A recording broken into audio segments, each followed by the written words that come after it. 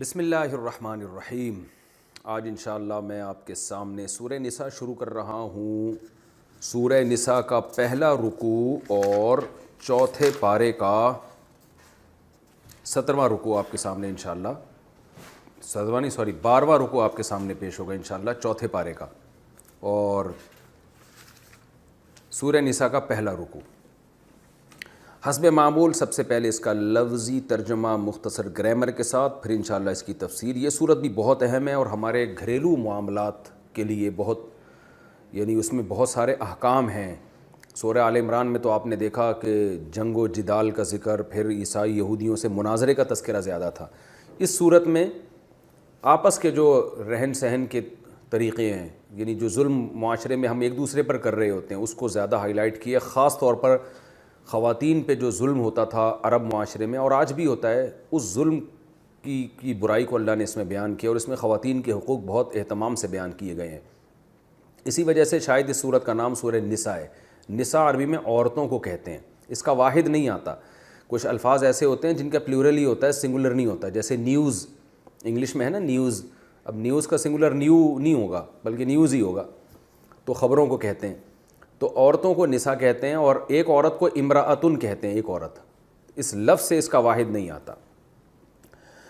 تو پہلے اس کا لفظی ترجمہ کیے دیتا ہوں۔ اعوذ باللہ من الشیطان الرجیم، بسم اللہ الرحمن الرحیم۔ اچھا، پہلے میں اس سورت کو شروع کرنے سے پہلے یہ بتا دوں، سورہ نساء اور سورہ نور کے بارے میں عبداللہ بن مسعود فرمایا کرتے تھے، یہ گھروں میں سکھاؤ، اس کی تلاوت کیا کرو اور ان صورتوں کو سیکھا کرو، کیونکہ ان میں آپس کے جو رہن سہن کے احکام ہیں نا، وہ بہت اہتمام سے بیان کیے گئے ہیں۔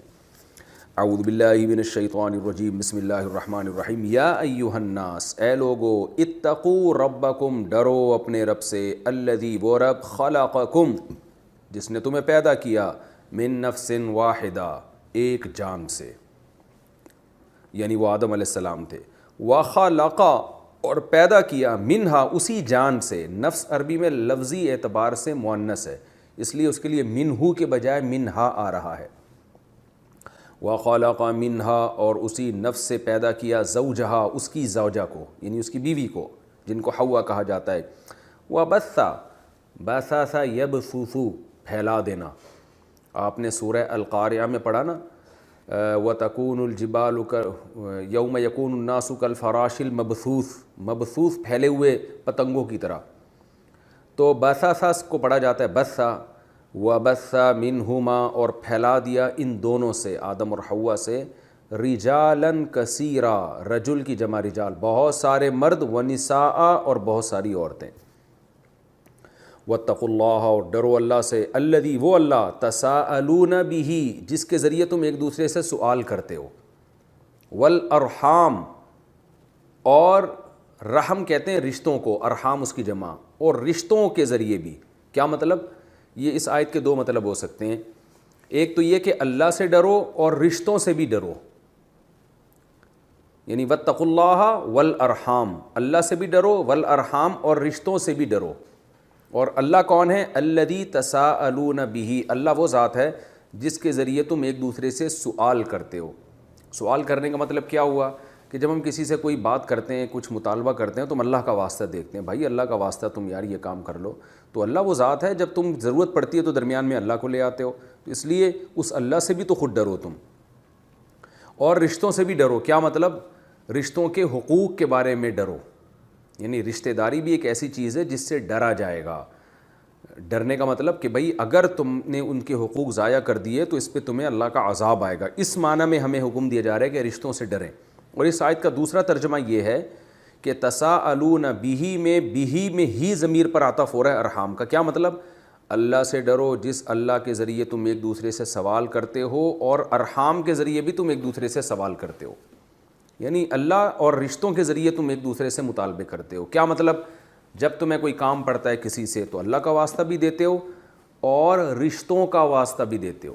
ہم کہتے ہیں نا بھائی اللہ کا واسطہ تو میری مدد کرو، ہم یہ بھی کہتے ہیں بھائی تو میرا چچا ہے، تو میرا ماموں ہے، تو میرا خالہ، تو میری خالہ ہے، تم میرے بھائی ہو، تم میرے کزن ہو، تمہیں اس رشتہ داری کا واسطہ۔ تو یہ رشتہ داری بھی ایسی چیز ہے جس کے ذریعے انسان ایک دوسرے کو واسطے دیتا ہے۔ ان اللہ، بے شک اللہ تعالیٰ، کانا علیکم رقیبہ، ہے تم پر رقیب۔ رقیب نگہبان، رقابت سے نکلا ہے۔ وآتوا الیتاما، آتو کئی دفعہ یہ لفظ آ چکا ہے، دو، یتاما یتیم کی جمع ہے، یتاما دے دیا کرو یتیموں کو، اموالہم ان کے مال، ولا تتبدلوا، تتبدل تتکلفو کی طرح، تکلف یتکلفو، تبدل یتبدلو، اور آرڈر ہے لا تتبدلوا، تبدیل مت کرو، تبدیل مت کرو الخبیث بالطیب، خبیث چیز کو پاکیزہ چیز کے بدلے میں تبدیل مت کرو۔ تفسیر میں انشاءاللہ بتاؤں گا کہ یعنی یتیم کا مال جب دیا کرو تو ایسا نہ ہو اچھا مال خود رکھ لیا اور خبیث مال اس کو دے دیا، پاکیزہ کو خبیث کے ذریعے چینج مت کیا کرو۔ وَلَا تَأْكُلُوا أَمْوَالَهُمْ، اور مت کھاؤ یتیموں کے مال کو، إِلَىٰ أَمْوَالِكُمْ، اپنے مالوں سے مرج کر کے، ملا کے مت کھایا کرو، الہ یعنی اپنے مالوں کی طرف، ان کے مال کو مت کھاؤ، طرف کا کیا مطلب، اپنے مالوں سے ملا کے، مرج کر کے یتیم کا مال اپنے مال سے مکس کر کے ہڑپ نہ کیا کرو۔ انہو کانا، بے شک ہے یہ بات، حوباً کبیرہ، بہت بڑا گناہ، حوب گناہ کو کہتے ہیں، یہ بہت بڑا جرم ہے یہ۔ وَإِنْ خِفْتُمْ، اور اگر تمہیں خوف ہو، خوفتم تھا اصل میں سمعتم کی طرح، سمعتم کی طرح، خوفتم کو پڑھا جاتا ہے خفتم۔ وَإِنْ خِفْتُمْ، اور اگر تمہیں خوف ہے، اللہ، اللہ اصل میں تھا ان لا، اس بات کا خوف ہے کہ لا تقسطوا فی الیتامی، کہ تم یتیموں کے ساتھ انصاف نہیں کرو گے، اقسط یقسط اقساطا، انصاف کرنا، قرآن میں آتا ہے نا ان اللہ یحب المقسطین، اللہ انصاف کرنے والوں کو پسند کرتا ہے، باب افعال سے اکرم یکرم کی طرح۔ اگر تمہیں خوف ہے کہ تم یتیموں کے ساتھ انصاف نہیں کرو گے، فنکحوا، تو نکاح کرو، فنکحوا اصل میں تھا فانکحوا، سوری فانکحوا، اضربوا کی طرح، الف سائلنٹ ہو گیا، شروع میں فا ہے، فنکحوا ملا کے پڑھا جاتا ہے، فنکحوا تو نکاح کرو، ما ان عورتوں سے، طاب لکم جو تمہیں پسند آئیں، طاب یطیبو کا معنی یہ طیب سے نکلا ہے، پاکیزہ چیز کو بھی کہتے ہیں، اس چیز کو بھی کہتے ہیں جس کی طرف انسان کی رغبت ہو، طیب پاکیزہ مال کو بھی کہتے ہیں، اور وہ مال جو انسان کی نیچر جس کی طرف مائل ہوتی ہو، کیونکہ خبیث چیزوں کی طرف انسان کی نیچر مائل نہیں ہوتی، تو اس لیے خبیث کی اپوزٹ ہے طیب۔ فَانْكِحُوا، نکاح کرو، ما ان عورتوں سے، طَابَ لَكُمْ جو تمہیں پسند آئیں، من النسائی عورتوں میں سے، مثنا دو دو سے، وثلاثہ تین تین سے، ورباع چار چار سے۔ دیکھیں اثنینی دو کو کہتے ہیں، اور مثنا کہتے ہیں دو دو، تکرار، اور ثلاث عربی میں تین کو کہتے ہیں، ثلاثہ کہتے ہیں تین تین، اور اربع عربی میں چار کو کہتے ہیں، اور رباع کہتے ہیں چار چار، یعنی تکرار کے ساتھ کہا، دو دو تین تین۔ یہ ہم محاوروں میں بھی یہی لفظ اس طرح استعمال کرتے ہیں، بھائی اس کا مطلب یہ نہیں کہ دو دو کا مطلب چار، اور تین تین کا مطلب چھ، اور چار چار کا مطلب آٹھ۔ تو ایک صاحب کہنے لگے 17 عورتوں سے نکاح جائز ہے، دو دو تین تین اور چار چار ملا کے دیکھا جائے تو ٹوٹل 17 بنتے ہیں، یعنی دو اور دو چار، تین اور تین چھ، چھ اور چار 10 ہو گئے، اور چار چار 8 یعنی 18۔ تو یہ غلط ترجمہ ہوگا، یہ محاوروں میں ہم کہتے ہیں بھائی تم جیسے کوئی چیز آپ کسی کو کھلا رہے ہو، یار دو دو کھاؤ، تین تین کھاؤ، چار چار کھاؤ، مطلب یہ نہیں کہ، مطلب یہ ہوتا ہے یہ نہیں کہ 18 کھا جاؤ، مطلب یہ کہ دو بھی کھا سکتے ہو، تین بھی، چار بھی۔ تو یہ محاوروں میں اسی طرح یہ لفظ استعمال ہوتا ہے۔ تو اللہ نے فرمایا اگر تمہیں خوف ہو کہ تم یتیموں میں انصاف نہیں کر سکتے تو پھر ان جو تمہیں پسند آئے عورتوں میں سے، ان میں سے دو دو سے، تین تین سے، چار چار سے نکاح کرو۔ وَإِنْ خِفْتُمْ، اور اگر تمہیں خوف ہو اس بات کا، اللہ تعدلوا، ان تھا اصل میں، یہاں بھی ان لا تھا اصل میں، اگر تمہیں خوف ہے کہ اللہ تعدلوا کہ تم عدل نہیں کرو گے، فواحدۃ، تو پھر ایک سے، یعنی انکحوا محذوف ہے یہاں پہ، فانکحوا واحدۃ، تو پھر نکاح کرو ایک سے، او یا، او کا معنی یا، ما ملکت ایمانکم، یا اس پہ اکتفا کرو جس کے تمہارے دائیں ہاتھ مالک ہیں۔ ایمان یمین کی جمع، دائیں ہاتھ کو کہا جاتا ہے، تمہارے دائیں ہاتھ جس کے مالک ہیں، یہ ایک محاورہ ہے، محاورتاً یہ لفظ استعمال ہوتا ہے، یعنی تم جس کے مالک ہو، یعنی وہ عورتیں جن کے تم مالک ہو، ظاہر ہے وہ باندیاں ہوتی ہیں جس کے انسان پہلے زمانے میں لوگ مالک ہوا کرتے تھے، اب نہیں ہے۔ او تفسیر میں اس کی ڈیٹیل انشاءاللہ بتاؤں گا۔ دوبارہ آیت کا ترجمہ، اگر تمہیں خوف ہے کہ تم عدل نہیں کر سکتے تو پھر ایک عورت سے نکاح کرو، یا یہاں پر آگے لفظ معذوف ہے، اکتفو، اکتفا کرو، ما ملکت ایمانکم، اس عورت پر جو جس کے تم مالک ہو، یعنی باندی پر اکتفا کرو، پھر نکاح ایک بھی نہ کرو. پھر ذالک ادنا، یہ بات یعنی ایک پر اکتفا کرنا یا صرف باندی پر اکتفا کرنا، ذالک یہ بات ادنا زیادہ قریب ہے. ادنا اصل میں تھا ادنوو، دناوا یدنوو نصر ینصرو کی طرح، اس کا معنی ہوتا ہے قریب ہونا. سورہ نجم میں ہے نا ثم دنا فتدلی، دنا جبریل کے بارے میں آتا ہے، جبریل علیہ السلام نبی کے پاس آئے، ثم دنا پھر نبی کے قریب ہو گئے. تو دنا و یدنوو، تو اس کا جیسے ضرب یضربو سے کمپیریٹیو ڈگری کیا آئے گی، اضربو دوسرے کے مقابلے میں زیادہ مارنے والا، تو ادنوو دوسرے کے مقابلے میں زیادہ قریب، تو ادنوو کو پڑھا جاتا ہے ادنا. تو اللہ فرماتے ہیں ذالک ادنا، یہ کام یعنی ایک بیوی رکھنا یا بیوی نہ ہو باندی پر اکتفا کرنا، یہ کام ادنا زیادہ قریب ہے. اللہ اصل میں تھا ان لا، تو زیادہ قریب ہے، یہاں من محذوف ہے، من ان لا، اس بات سے زیادہ قریب ہے. اتنی تفصیل میں آپ نہ بھی جائیں، اتنی گرامر میں آپ نہ جائیں، بس سرسری بھی اگر ذہن میں رکھ لیں تو کافی ہے کہ ادنا کمپیئر کرنے کے لیے آتا ہے. یہ بات زیادہ قریب ہے ان لا، اس بات کے کہ لا تعولو، کہ تم ظلم نہیں کرو گے. اعلی یعولو کا معنی ناانصافی کرنا بھی آتا ہے. اصل میں تعولو، اولا یعولو نصر ینصرو کی طرح پڑھا جاتا ہے تعولو. ذالک ادنا، یہ اس بات کے زیادہ قریب ہے کہ تم ظلم نہیں کرو گے. کیونکہ یہ تفسیر میں پھر انشاءاللہ اس کی ڈیٹیل بتاتا ہوں میں. وَآتُوا النِّسَاءَ، اور دے دیا کرو عورتوں کو، صدقاتہن، ان کے مہر. ایک لفظ ہوتا ہے صدقہ، وہ تو صدقہ ہوتا ہے، ایک ہوتا ہے صدوقہ، یہ مہر کو کہا جاتا ہے، دال پہ پیش ہوتا ہے، اس کی جمع آتی ہے صدوقات. اور دے دیا کرو عورتوں کو صدقاتہن، ان کے جو مہر ہیں، نحلتن، نحل تحفے کو، گفٹ کو، ہدیہ کو نحلہ کہا جاتا ہے، یعنی گفٹ سمجھ کے دل کی خوشی سے. تو اس کا بامحاورہ ترجمہ ہوگا یعنی پینلٹی سمجھ کے نہ دیا کرو. دیکھیں ایک ٹیکس ہوتا ہے، ایک جرمانہ ہوتا ہے اور ایک گفٹ ہوتا ہے. گفٹ خوشی سے ہوتا ہے اور جرمانے اور ٹیکس نہ چاہتے ہوئے بھی لوگ دے رہے ہوتے ہیں، تبھی حکومت جبراً کاٹ رہی ہوتی ہے. تو نحلتن کا مطلب دل کی خوشی. اپنی بیوی، مراد عورتوں سے اپنی بیویاں ہیں، اپنی بیویوں کو مہر دے دیا کرو دل کی خوشی کے ساتھ. فَإِن طِبْنَ لَكُمْ، پس اگر وہ دل کی خوشی سے تمہارے لیے راضی ہو جائیں. طبنا اصل میں تھا طیبنا، ضربنا کی طرح، ضربا ضربا ضربو، ضربت ضربتا ضربنا. تو طیبہ طیبہ طیبو، طیبت طیبتا طیبنا. طیبنا کا معنی، طیبہ کا معنی کیا ہے؟ طابہ، خوش ہونا، راضی ہونا، کسی سے پسند کرنا. اور طیبنا اگر وہ عورتیں پسند کریں، اگر وہ طیبنا کو پڑھا جاتا ہے طبنا، کیونکہ یا ہے نا درمیان میں، حروف علت میں نے بتایا تھا دائیں بائیں ہو جاتے ہیں وہ. فَإِن طِبْنَا، اگر وہ عورتیں دل کی خوشی سے، لکم تمہارے لیے راضی ہو جائیں، عن شیئن کسی بھی چیز پر، منہو اس مہر میں سے، نفسن، نفسن یہ نفس دل کو کہتے ہیں، یعنی یہ طبنا خوش ہو جائیں نفسن دل کے اعتبار سے. نفس انسانی جان کو بھی کہتے ہیں، انسانی روح کو بھی کہتے ہیں، دل کو بھی کہتے ہیں. تو اللہ فرماتے ہیں اگر وہ عورتیں تمہارے لیے راضی ہو جائیں، عن شیئن منہو اس مہر میں سے کسی بھی چیز پر، نفسن دل کی خوشی سے. راضی ہونے کا کیا مطلب؟ اگر وہ مہر کا کچھ حصہ تمہارے لیے چھوڑ دیں بعد میں کہ بھئی چلو ہم نے معاف کیا، آدھا یا پورا یا جتنا بھی، تو دل کی خوشی سے اگر یہ کام کر لیں. فَكُلُوهُ، فا کا معنی تو، کلو کا معنی کھاؤ، ہو اس مہر کو، ہنیئن مریئا.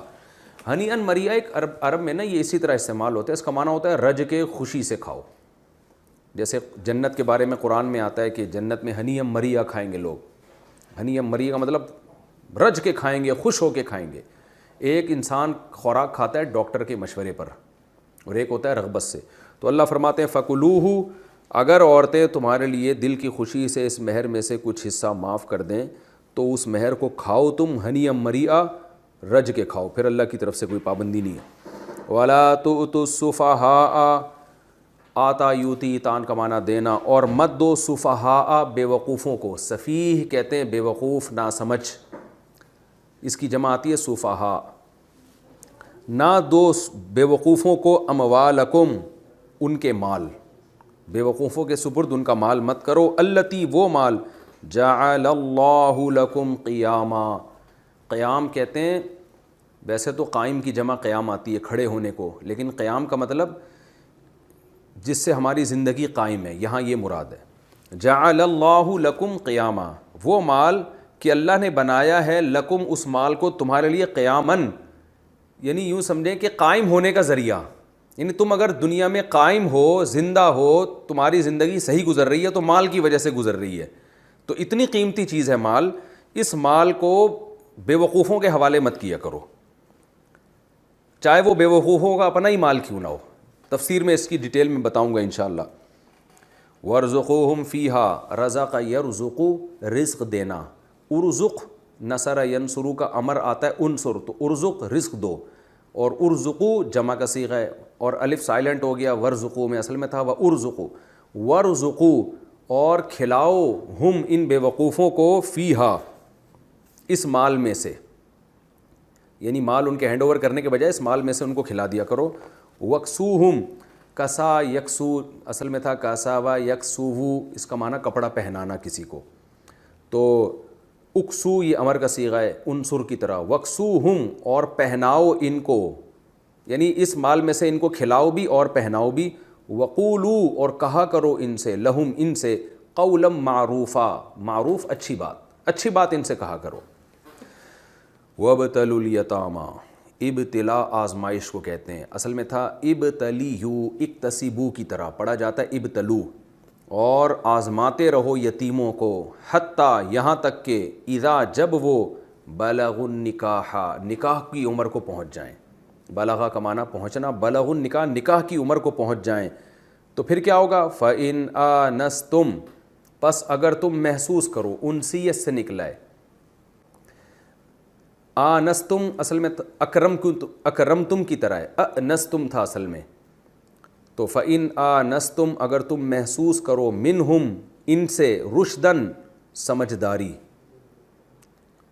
یعنی یتیم کو آزماتے رہو، جب دیکھو یتیم نکاح کی عمر کو پہنچ جائے تو پھر دیکھو کہ اگر تم میں ان میں سمجھداری محسوس ہو رہی ہے تو کیا کرو پھر؟ فَادْفَعُوا إِلَيْهِمْ أَمْوَالَهُمْ، دفع یدفعو کا معنی سپرد کر دینا، دفع کر دینا، تو دفع کرو یعنی سپرد کر دو، الیہم ان کی طرف، اموالہم ان کے مال کو، ولا تأکلوها اور مت کھاؤ ان کا مال، اسرافاً حد سے تجاوز کر کے، وبداراً اور جلدی کر کے، بادر یبادر مبادرتاً کا معنی جلدی کرنا، قاتل یقاتل مقاتلتاً اور قتالاً دونوں مصدر آتے ہیں، تو بادر یبادر مبادرتاً اور بداراً دونوں مصدر آتے ہیں، بدار جلدی کرنا، ان کا مال مت کھاؤ حد سے تجاوز کر کے اور جلدی، ان یکبروا اس خوف سے کہ کہیں یہ بڑے ہو جائیں، ان یکبروا کا معنی، ان کا معنی اس یعنی یکبرو، کبورہ یکبرو کا معنی عمر میں بڑا ہونا، اس خوف سے ان کا مال حد سے تجاوز کر کے اور جلدی مت کھاؤ۔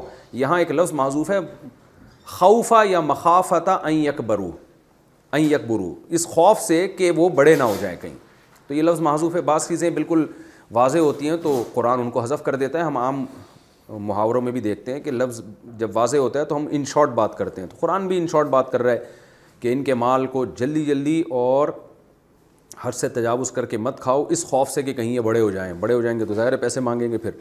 ومن کان غنیا اور جو شخص مالدار ہو، فلیستعفف اصل میں تھا لیستعفف، لیستخرج کی طرح، عفت سے رہنا، پاک دامنی کے ساتھ رہنا، اپنے دامن کو بچانا۔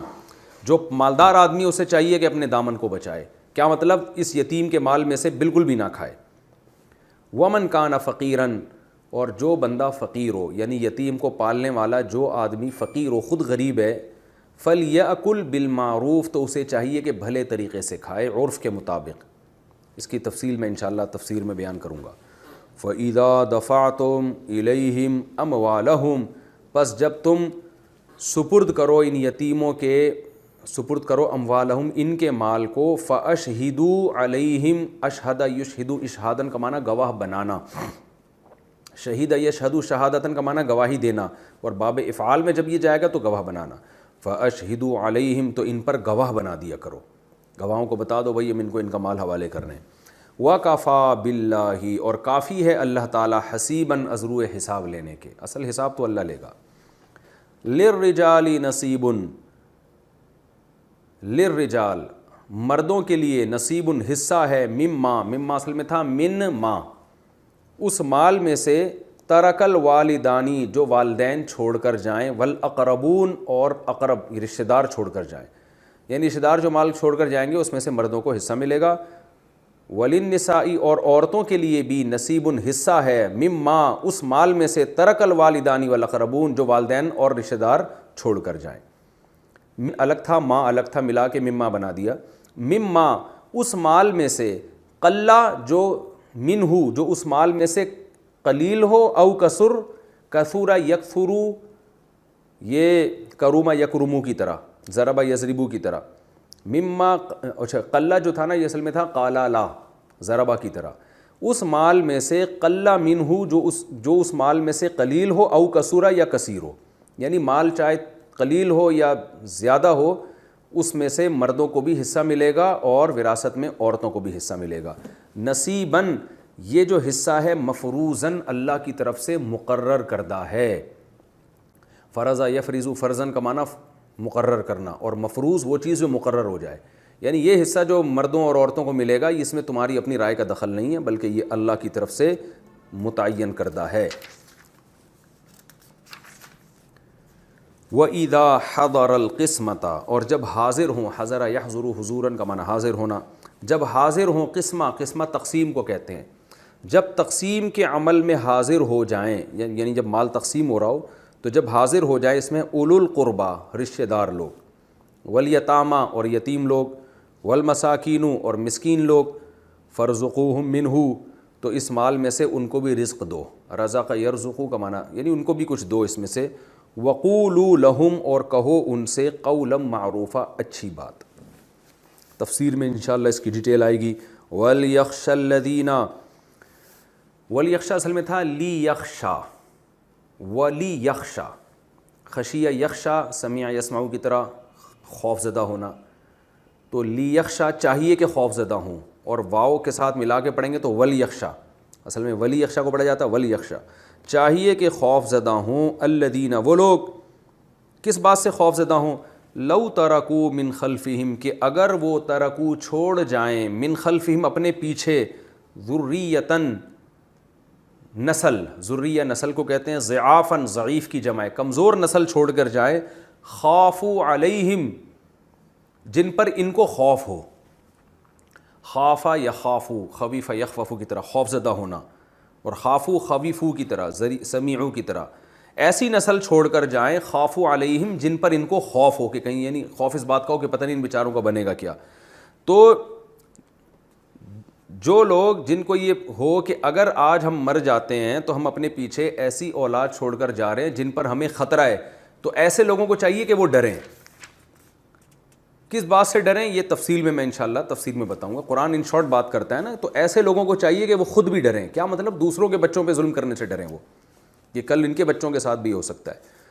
اللہ فرماتے ہیں فَلْيَتَّقُوا اللَّهَ پس ان لوگوں کو چاہیے، لیتقوا تھا اصل میں، لیتقوا تو ملا کے فَلْيَتَّقُوا پڑھا جاتا ہے، تو چاہیے کہ یہ اللہ سے ڈریں، وَلْيَقُولُوا اور انہیں چاہیے کہ وہ کہیں، لیقولوا تھا اصل میں، انہیں چاہیے کہ یہ کہیں، قولاً سدیدہ درست بات کہا کریں، یہ سدید درست کو کہتے ہیں۔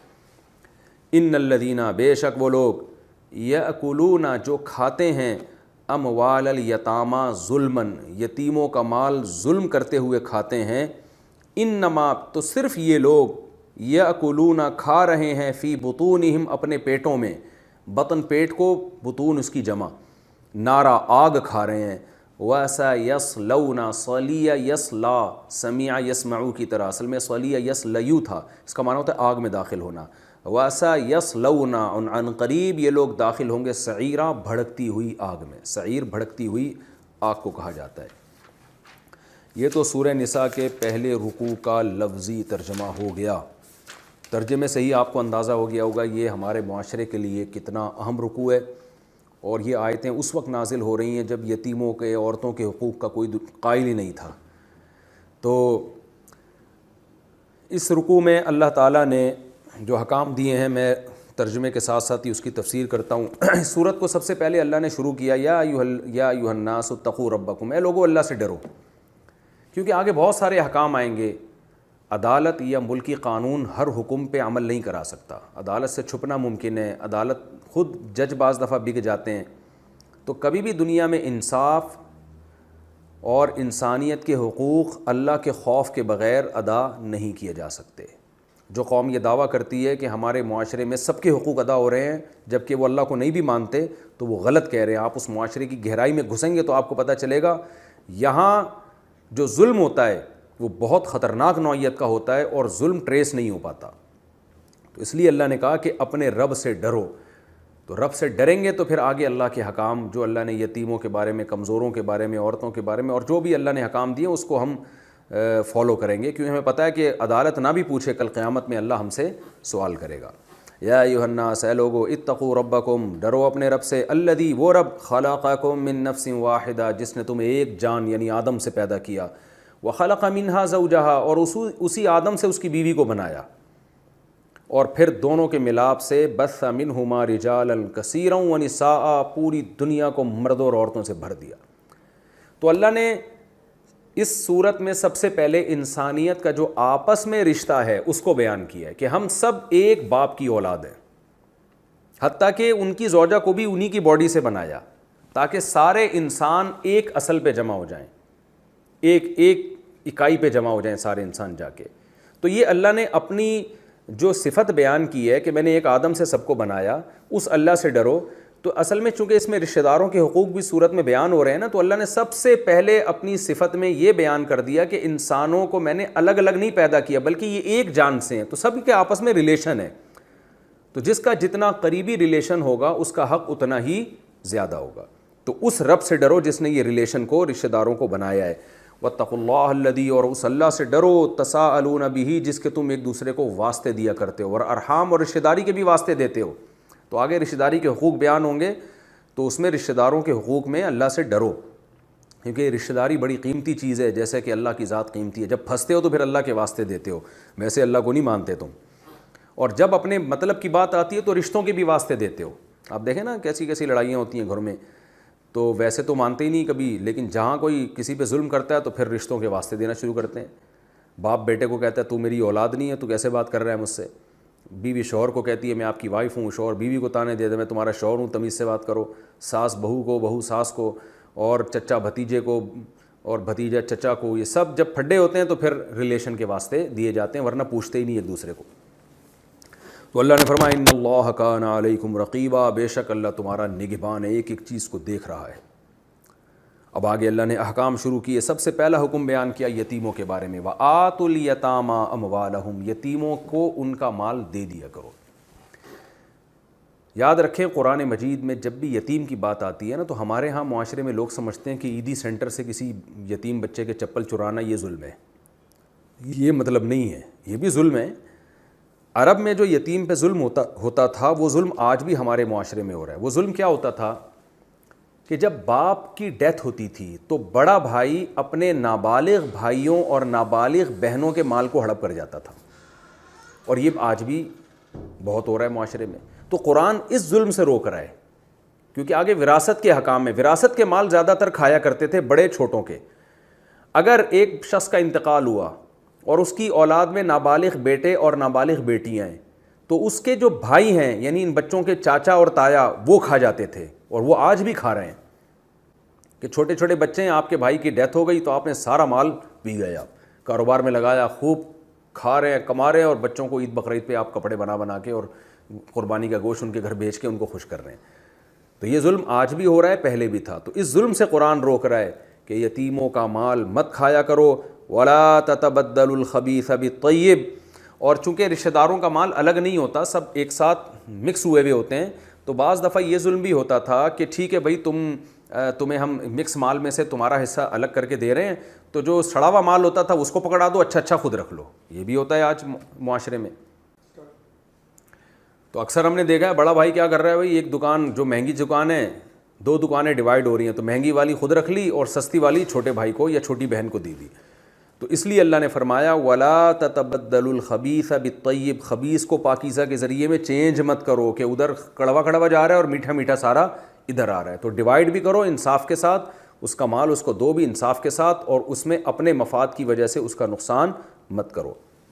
وَلَا تَأْكُلُوا أَمْوَالَهُمْ إِلَىٰ أَمْوَالِكُمْ، اور ان کے مال کو اپنے مال کے ساتھ مکس کر کے بھی مت کھاؤ۔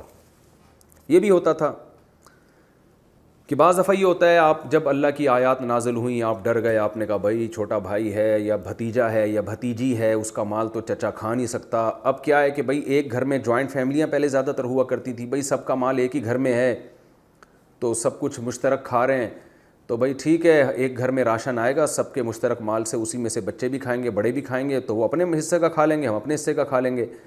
لیکن وہ مرج کر کے نا پھر حساب رکھنا مشکل ہوتا ہے، تو اس میں بعض دفعہ لوگ کیا کرتے تھے کہ مکس کر کے زیادہ کھا لیا کرتے تھے بڑے لوگ۔ جیسے ایک زرعی زمین ہے فرض کریں، مشترک ہے چچا اور نابالغ بھتیجے میں، تو یہ مکس مال ہے نا، 50% کے چاچا مالک ہیں، 50% کا نابالغ بھتیجا مالک ہے۔ باپ کے مرنے کے بعد وہ بھتیجے اور بھتیجیاں کا ہو گیا اس میں حصہ۔ اب مشترک فصل آ رہی ہے، کٹائی ہو رہی ہے، تو مکس ہو رہا ہے مال، اور کھانا بھی گھر میں اس کو بیچ کے ایک ہی جگہ پک رہا ہے۔ اب بڑا جو ہے نا وہ تو پھوڑتا جا رہا ہے بیٹھ کے، اپنے مہمانوں کو بھی کھلا رہا ہے، خود بھی کھا رہا ہے اور ہدیے نذرانے بھی دے رہا ہے۔ چھوٹے بچے بیچارے وہ آدھی روٹی کھا لیں گے اور کیا ہوگا۔ تو وہ یہ کہہ رہا ہے بھائی ہم تو مشترک کھا رہے ہیں کیونکہ ہماری پراپرٹی مشترک، ہماری ارننگ مشترک، تو ہم سب مل کے کھا رہے ہیں، تو کسی پہ ظلم نہیں ہو رہا۔ تو قرآن کہہ رہا ہے مکس کرنے سے اللہ منع نہیں کر رہا، اس کی آگے اجازت آ رہی ہے، لیکن ان کے مال کو اپنے مال کے ساتھ مکس کر کے کھاؤ مت۔ یعنی یہ نیت نہیں ہونی چاہیے کہ ادھر سے زیادہ میرے پیٹ میں آ جائے، اس طرح سے مت کھاؤ۔ ہاں مکس کرنا بعض صورتوں میں جائز ہے، وہ پھر میں آگے انشاءاللہ بتاتا ہوں، جس کی قرآن نے خود اجازت دی ہے۔ کیونکہ بعض دفعہ یہ ہوتا ہے کہ جب آپ مشترک جوائنٹ فیملی میں رہتے ہیں تو راشن جب اکٹھا آتا ہے، ان کی وراثت سے ان کا آپ کا، تو الگ الگ ممکن رکھنا اس کو ممکن نہیں ہوتا کہ جی آپ نے اس کے آٹے کی تھیلیاں الگ کچن بنا دی، اپنے آٹے کی تھیلیوں کا الگ کچن بنا دیا، اور پھر اس کا توا الگ، اس کی روٹی الگ ہوتی، یہ بہت بڑی ٹینشن ہے۔ تو ایسی صورت میں قرآن نے اجازت دی ہے کہ یتیم کا مال اپنے مال کے ساتھ آپ مکس کر سکتے ہیں، لیکن ظلم کی نیت نہ ہو، اور اس میں اس بات کا خیال کیا جائے کہ ایسا نہ ہو کہ زیادہ آپ ہڑپ کر لیں اور اس کا مال کم ہو جائے۔ اس کے حکام آگے انشاءاللہ آ رہے ہیں۔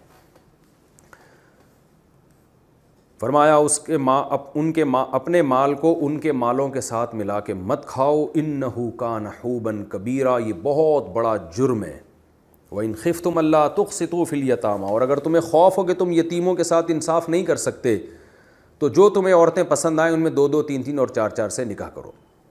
اس آیت کا ایک شان نزول ہے، اس شان نزول کے بغیر اس آیت کا مطلب سمجھ میں نہیں آئے گا، کیونکہ دیکھیں لفظی ترجمہ تو بن رہا ہے اگر تمہیں یتیموں کے ساتھ تم انصاف نہیں کر سکتے تو 2 3 3 4 4 عورتوں سے نکاح کرو۔ اب آپ کہیں گے عورتوں سے شادیوں کا یتیموں کے ساتھ انصاف کے ساتھ کیا تعلق ہے؟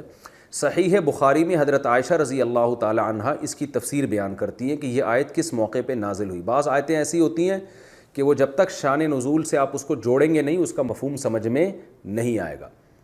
تو یہ آیت نازل ہوئی، اس پر نازل ہوئی ہے، حضرت عائشہ فرماتی ہیں، صحیح بخاری میں حضرت عائشہ کی حدیث ہے کہ عرب میں ایسا ہوتا تھا کہ بعض لوگ یتیم بچیوں کی کفالت کرتے تھے ثواب سمجھ کے۔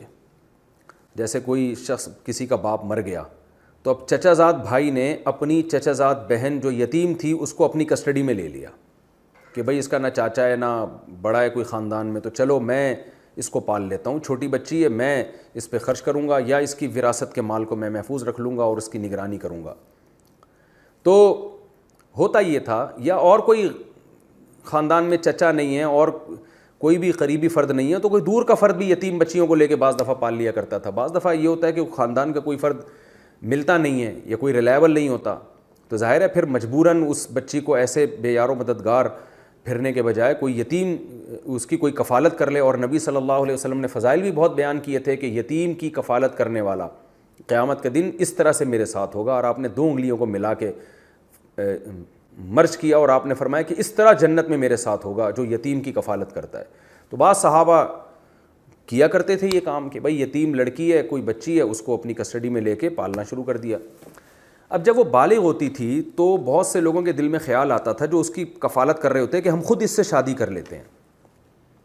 تو شادی کرنے میں ایک زیادتی یہ ہوتی تھی، عرب میں عورتوں کا مہر بہت ہوا کرتا تھا، کیونکہ 2 2 3 3 4 4 شادیوں کا رواج تھا، عورتیں کی سپلائی کم تھی، ڈیمانڈ زیادہ تھی، جو میں اپنے بیانات میں بہت دفعہ بتا چکا ہوں کہ عام آدمی کے لیے عورت کا حصول آسان نہیں تھا عرب معاشرے میں، اور آج بھی جن معاشرے میں 2 3 3 4 4 شادیوں کا رواج ہے اس میں عورت کا ملنا آسان نہیں ہوتا، پھر ان کے مہر بہت زیادہ ہوتے ہیں۔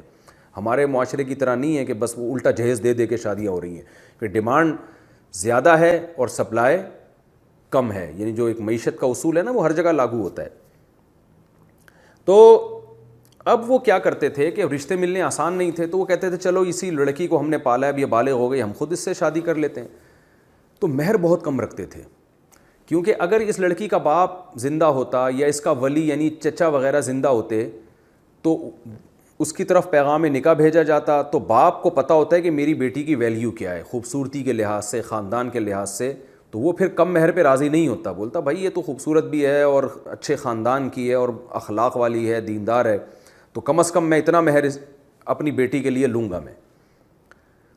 تو وہ کم مہر پہ راضی نہیں ہوتا تھا اگر باپ زندہ ہوتا۔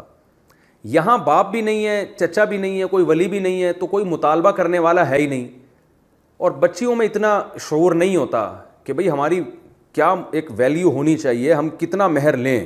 پہلے تو بہت زیادہ مہر لیا جاتا تھا، یعنی بہت سے لوگ بہت زیادہ مقدار میں مہر لیتے تھے، عمر کے اس میں عمر بھی دیکھی جاتی تھی لڑکی کی، پھر یہ بھی دیکھا جاتا تھا کنواری ہے یا طلاق یافتہ ہے یا بیوہ ہے۔ تو اب یہ بچیاں تو کنواری ہوتی تھیں جو بالغ ہوئی ہیں، تو اس میں یہ ہوتا تھا کہ جو شخص متولی ہے جس نے اس لڑکی کو لے کے رکھا ہے اپنے گھر میں اپنی کسٹڈی میں، جب وہ بالغ ہوئی ہے تو نکاح کی پیشکش کرتا تھا۔ ان بیچاریوں میں اتنے شعور نہیں ہوتا تھا، وہ تو راضی ہوتی تھی ٹھیک ہے بھی کر لو شادی ہم سے، تو مہر بہت تھوڑا رکھ دیتے تھے، اونے پونے دام و مہر رکھا۔ اس کو کیا پتا، کیونکہ کوئی مطالبہ کرنے والا تو ہے ہی نہیں، باپ اور چچا بھائی ہوتے ہیں جو ذرا تو مطالبہ تو یہ خود ہی کرے گا کیونکہ یہ ولی ہے۔ تو یہ اپنے چکر میں بعض لوگ کیا کرتے تھے، اپنے آپ کو فائدہ پہنچانے کے لیے بہت تھوڑے مہر میں ان عورتوں سے، لڑکیوں سے نکاح کر لیا کرتے تھے۔ اس میں اس لڑکی کا نقصان ہے، کیونکہ اس باپ زندہ ہوتا تو بھاری بھرکم مہر لیتا، اس لڑکی کے پاس ایک پراپرٹی آ جاتی ہے، ایک اچھا خاصا پیسہ آ جاتا ہے اس کے پاس۔ یہاں کیا ہے، کچھ بھی نہیں آیا، اور یعنی جو اس کا حق بنتا ہے، جس کو مہر مثل کہتے ہیں۔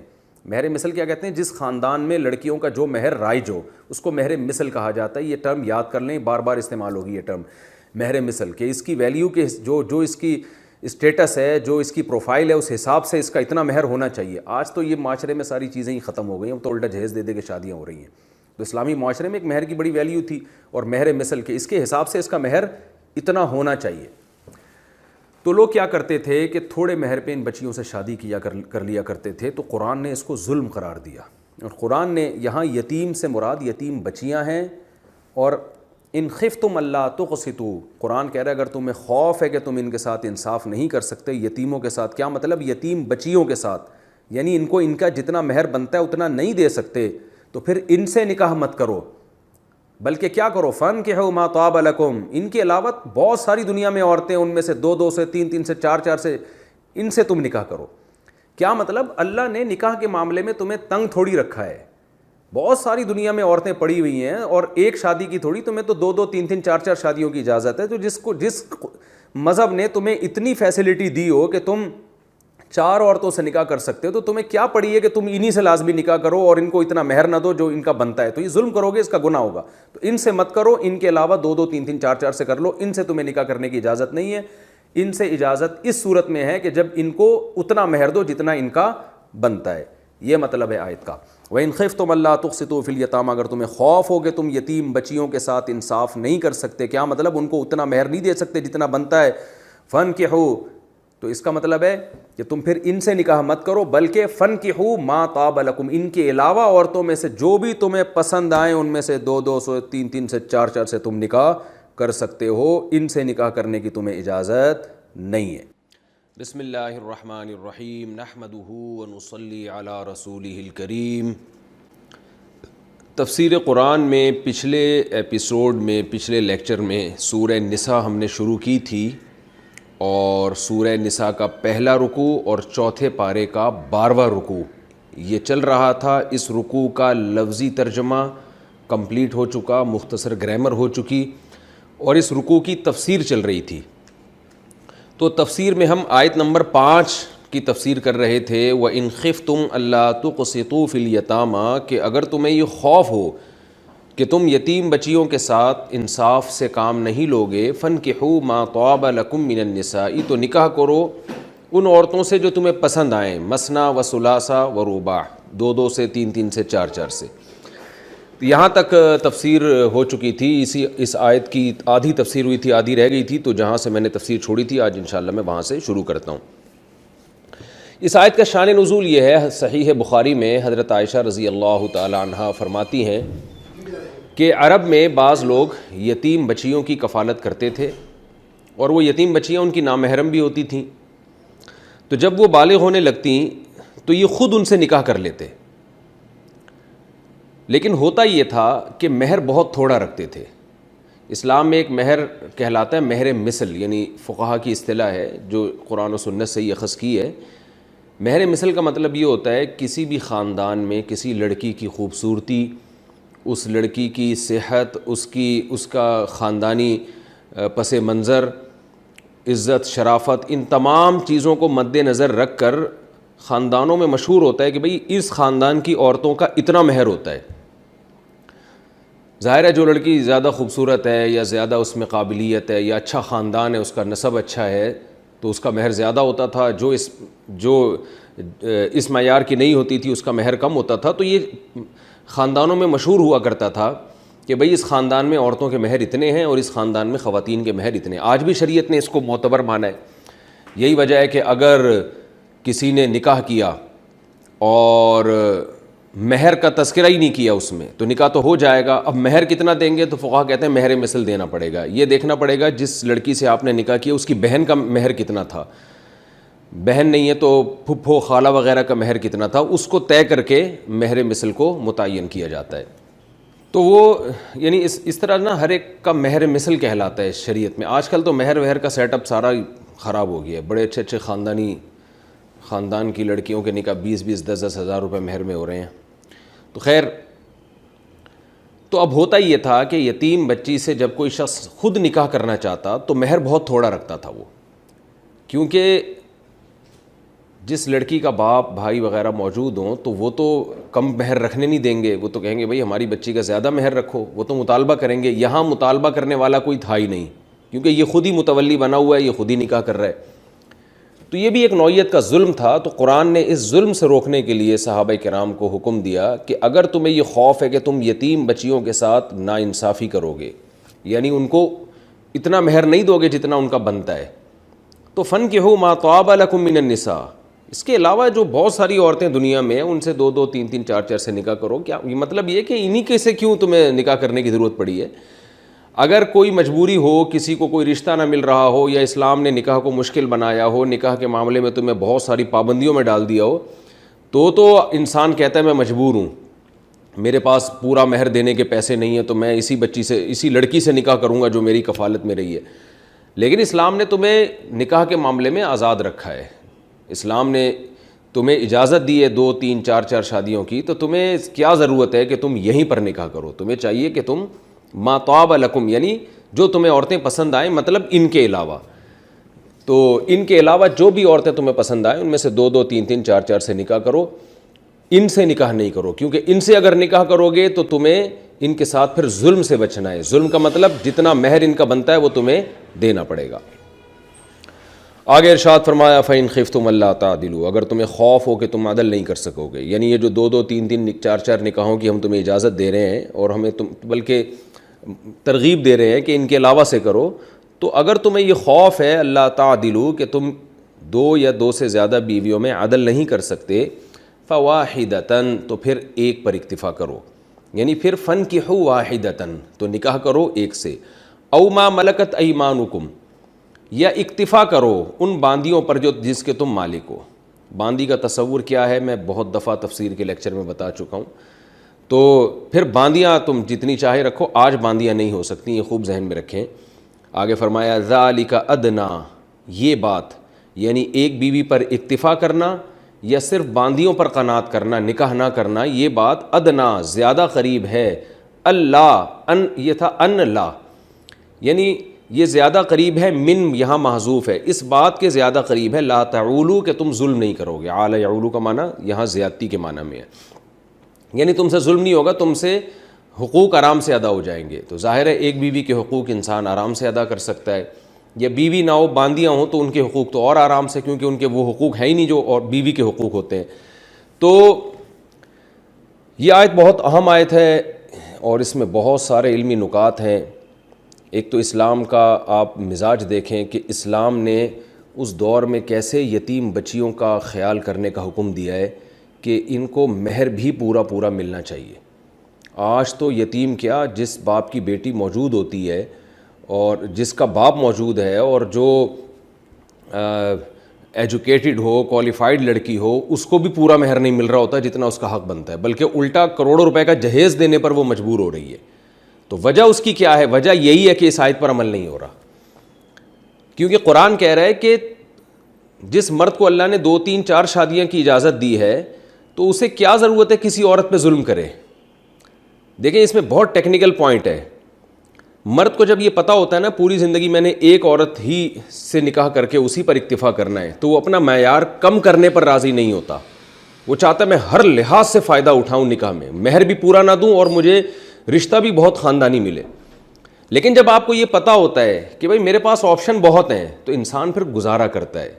وہ کہتا ہے کوئی بات نہیں، فی الحال یہاں نکاح کر لو، یہ ذرا کم درجے کا ہے، جب اللہ مالی وسائل دے گا تو ایک اور نکاح کروں گا. تو اس سے کیا ہوتا ہے، معاشرے کی جو کم درجے کی عورتیں ہیں وہ بھی مرد کے نکاح میں آ جاتی ہیں اور وہ بھی اس دواجی زندگی سے محروم زندگی گزارنے پر مجبور نہیں ہوتی. یہ بہت ایک اہم بات ہے. تو آج بھی اگر مردوں کو 2 2 3 3 4 4 شادیوں کی اجازت دے دی جائے اور معاشرے میں یہ چیز رائج ہو جائے تو پھر آپ دیکھیں گے معاشرے میں کم عمر لڑکا بڑی عمر کی لڑکی سے بھی شادی کرے گا، وہ ایسی لڑکیوں سے بھی شادی کرے گا جو کوالیفائڈ نہیں ہیں، وہ ایسی لڑکیوں سے بھی شادی کرے گا جو ہے وہ معذوری ہو ان میں، یا طلاق یافتہ ہوں یا بیوہ ہوں. میں اکثر ایک مثال دیتا ہوں نا، قربانی کا بکرا سال میں ایک دفعہ خریدا جاتا ہے تو اس میں کیا تگ و دو لوگ کرتے ہیں. تو بیوی جو زندگی میں ایک دفعہ رکھی جائے تو اس میں کتنا اونچا معیار ہوگا. تو جب مرد کو آپشن دے دیا جاتا ہے نا کہ آپ 2 سے زیادہ بھی کر سکتے ہیں تو پھر وہ اس کا معیار کم ہوتا ہے. اس کی بالکل ہم اس آیت کو یوں بھی مفہوم بیان کر سکتے ہیں کہ قرآن کہہ رہا ہے یتیم بچیوں کو تم پورا مہر نہیں دے سکتے تو انہی سے کیوں شادی کر رہے ہو بھائی، ان کے علاوہ 2 2 3 3 4 4 سے شادیاں کرو. تو بالکل ہم یہاں یہ بھی کہہ سکتے ہیں کہ اگر تمہیں کوئی بہت معیاری رشتہ نہیں مل رہا اور اس کی وجہ سے تم نکاح میں تاخیر کر رہے ہو تو یہ کام مت کرو. ان کے علاوہ ایک تھوڑی 2 2 3 3 4 4 سے نکاح کر لو تم. تو تعدد زوجات یعنی ایک سے زیادہ نکاح اگر آپ معاشرے میں فروغ دیتے ہیں تو اس کا مرد کے بجائے عورت کو زیادہ فائدہ ہے. آگے اللہ تعالیٰ کا ارشاد ہے فَإِنْ خِفْتُمْ أَلَّا تَعْدِلُوا، اگر تم عدل نہیں کر سکتے تو پھر ایک پر اکتفا کرو. اس آیت کی جو صحیح تفسیر حضرت قتادہ رضی اللہ رحمہ اللہ تعالیٰ، بہت بڑے تابعی ہیں اور بہت بڑے مفسر گزرے ہیں، وہ اس آیت کی تفسیر میں فرماتے ہیں کہ قرآن کی اس آیت کا مطلب یہ ہے کہ اگر تمہیں خوف ہو کہ تم عدل نہیں کر سکتے فواحدتاً تو ایک بیوی پر اکتفا کرو. آگے وہ فرماتے ہیں کہ اس کا مطلب ہے اگر ایک کے حقوق بھی ادا نہیں کر سکتے تو پھر ایک نکاح کی بھی تمہیں اجازت نہیں ہے بلکہ صرف باندیوں پر قناعت کرو.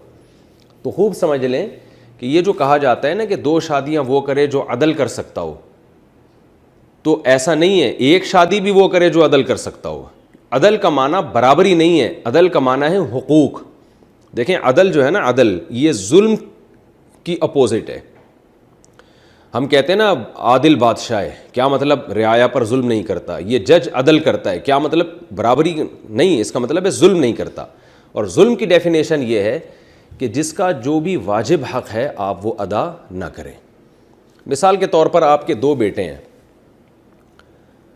اب آپ کیا کر رہے ہیں کہ ایک بیٹے ایک معذور ہے، اس کو پیسوں کی ضرورت ہے، آپ اس کو ہدیہ دے دیتے ہیں، پیسے دے دیتے ہیں یا کوئی پراپرٹی دے دیتے ہیں کہ یار یہ میرا بیٹا معذور ہے اور یہ بیچارہ کما نہیں سکتا، لیکن دوسرا بالکل صحت مند ہے، آپ اس کو ایک پراپرٹی نہیں دیتے کہ یہ تو کما سکتا ہے.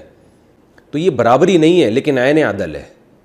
برابری تو جب ہوتی جب جو معذور ہے اس کو بھی آپ ایک پراپرٹی دیتے اور اسی ویلیو کی پراپرٹی آپ اس کو بھی دیتے جو معذور نہیں ہے.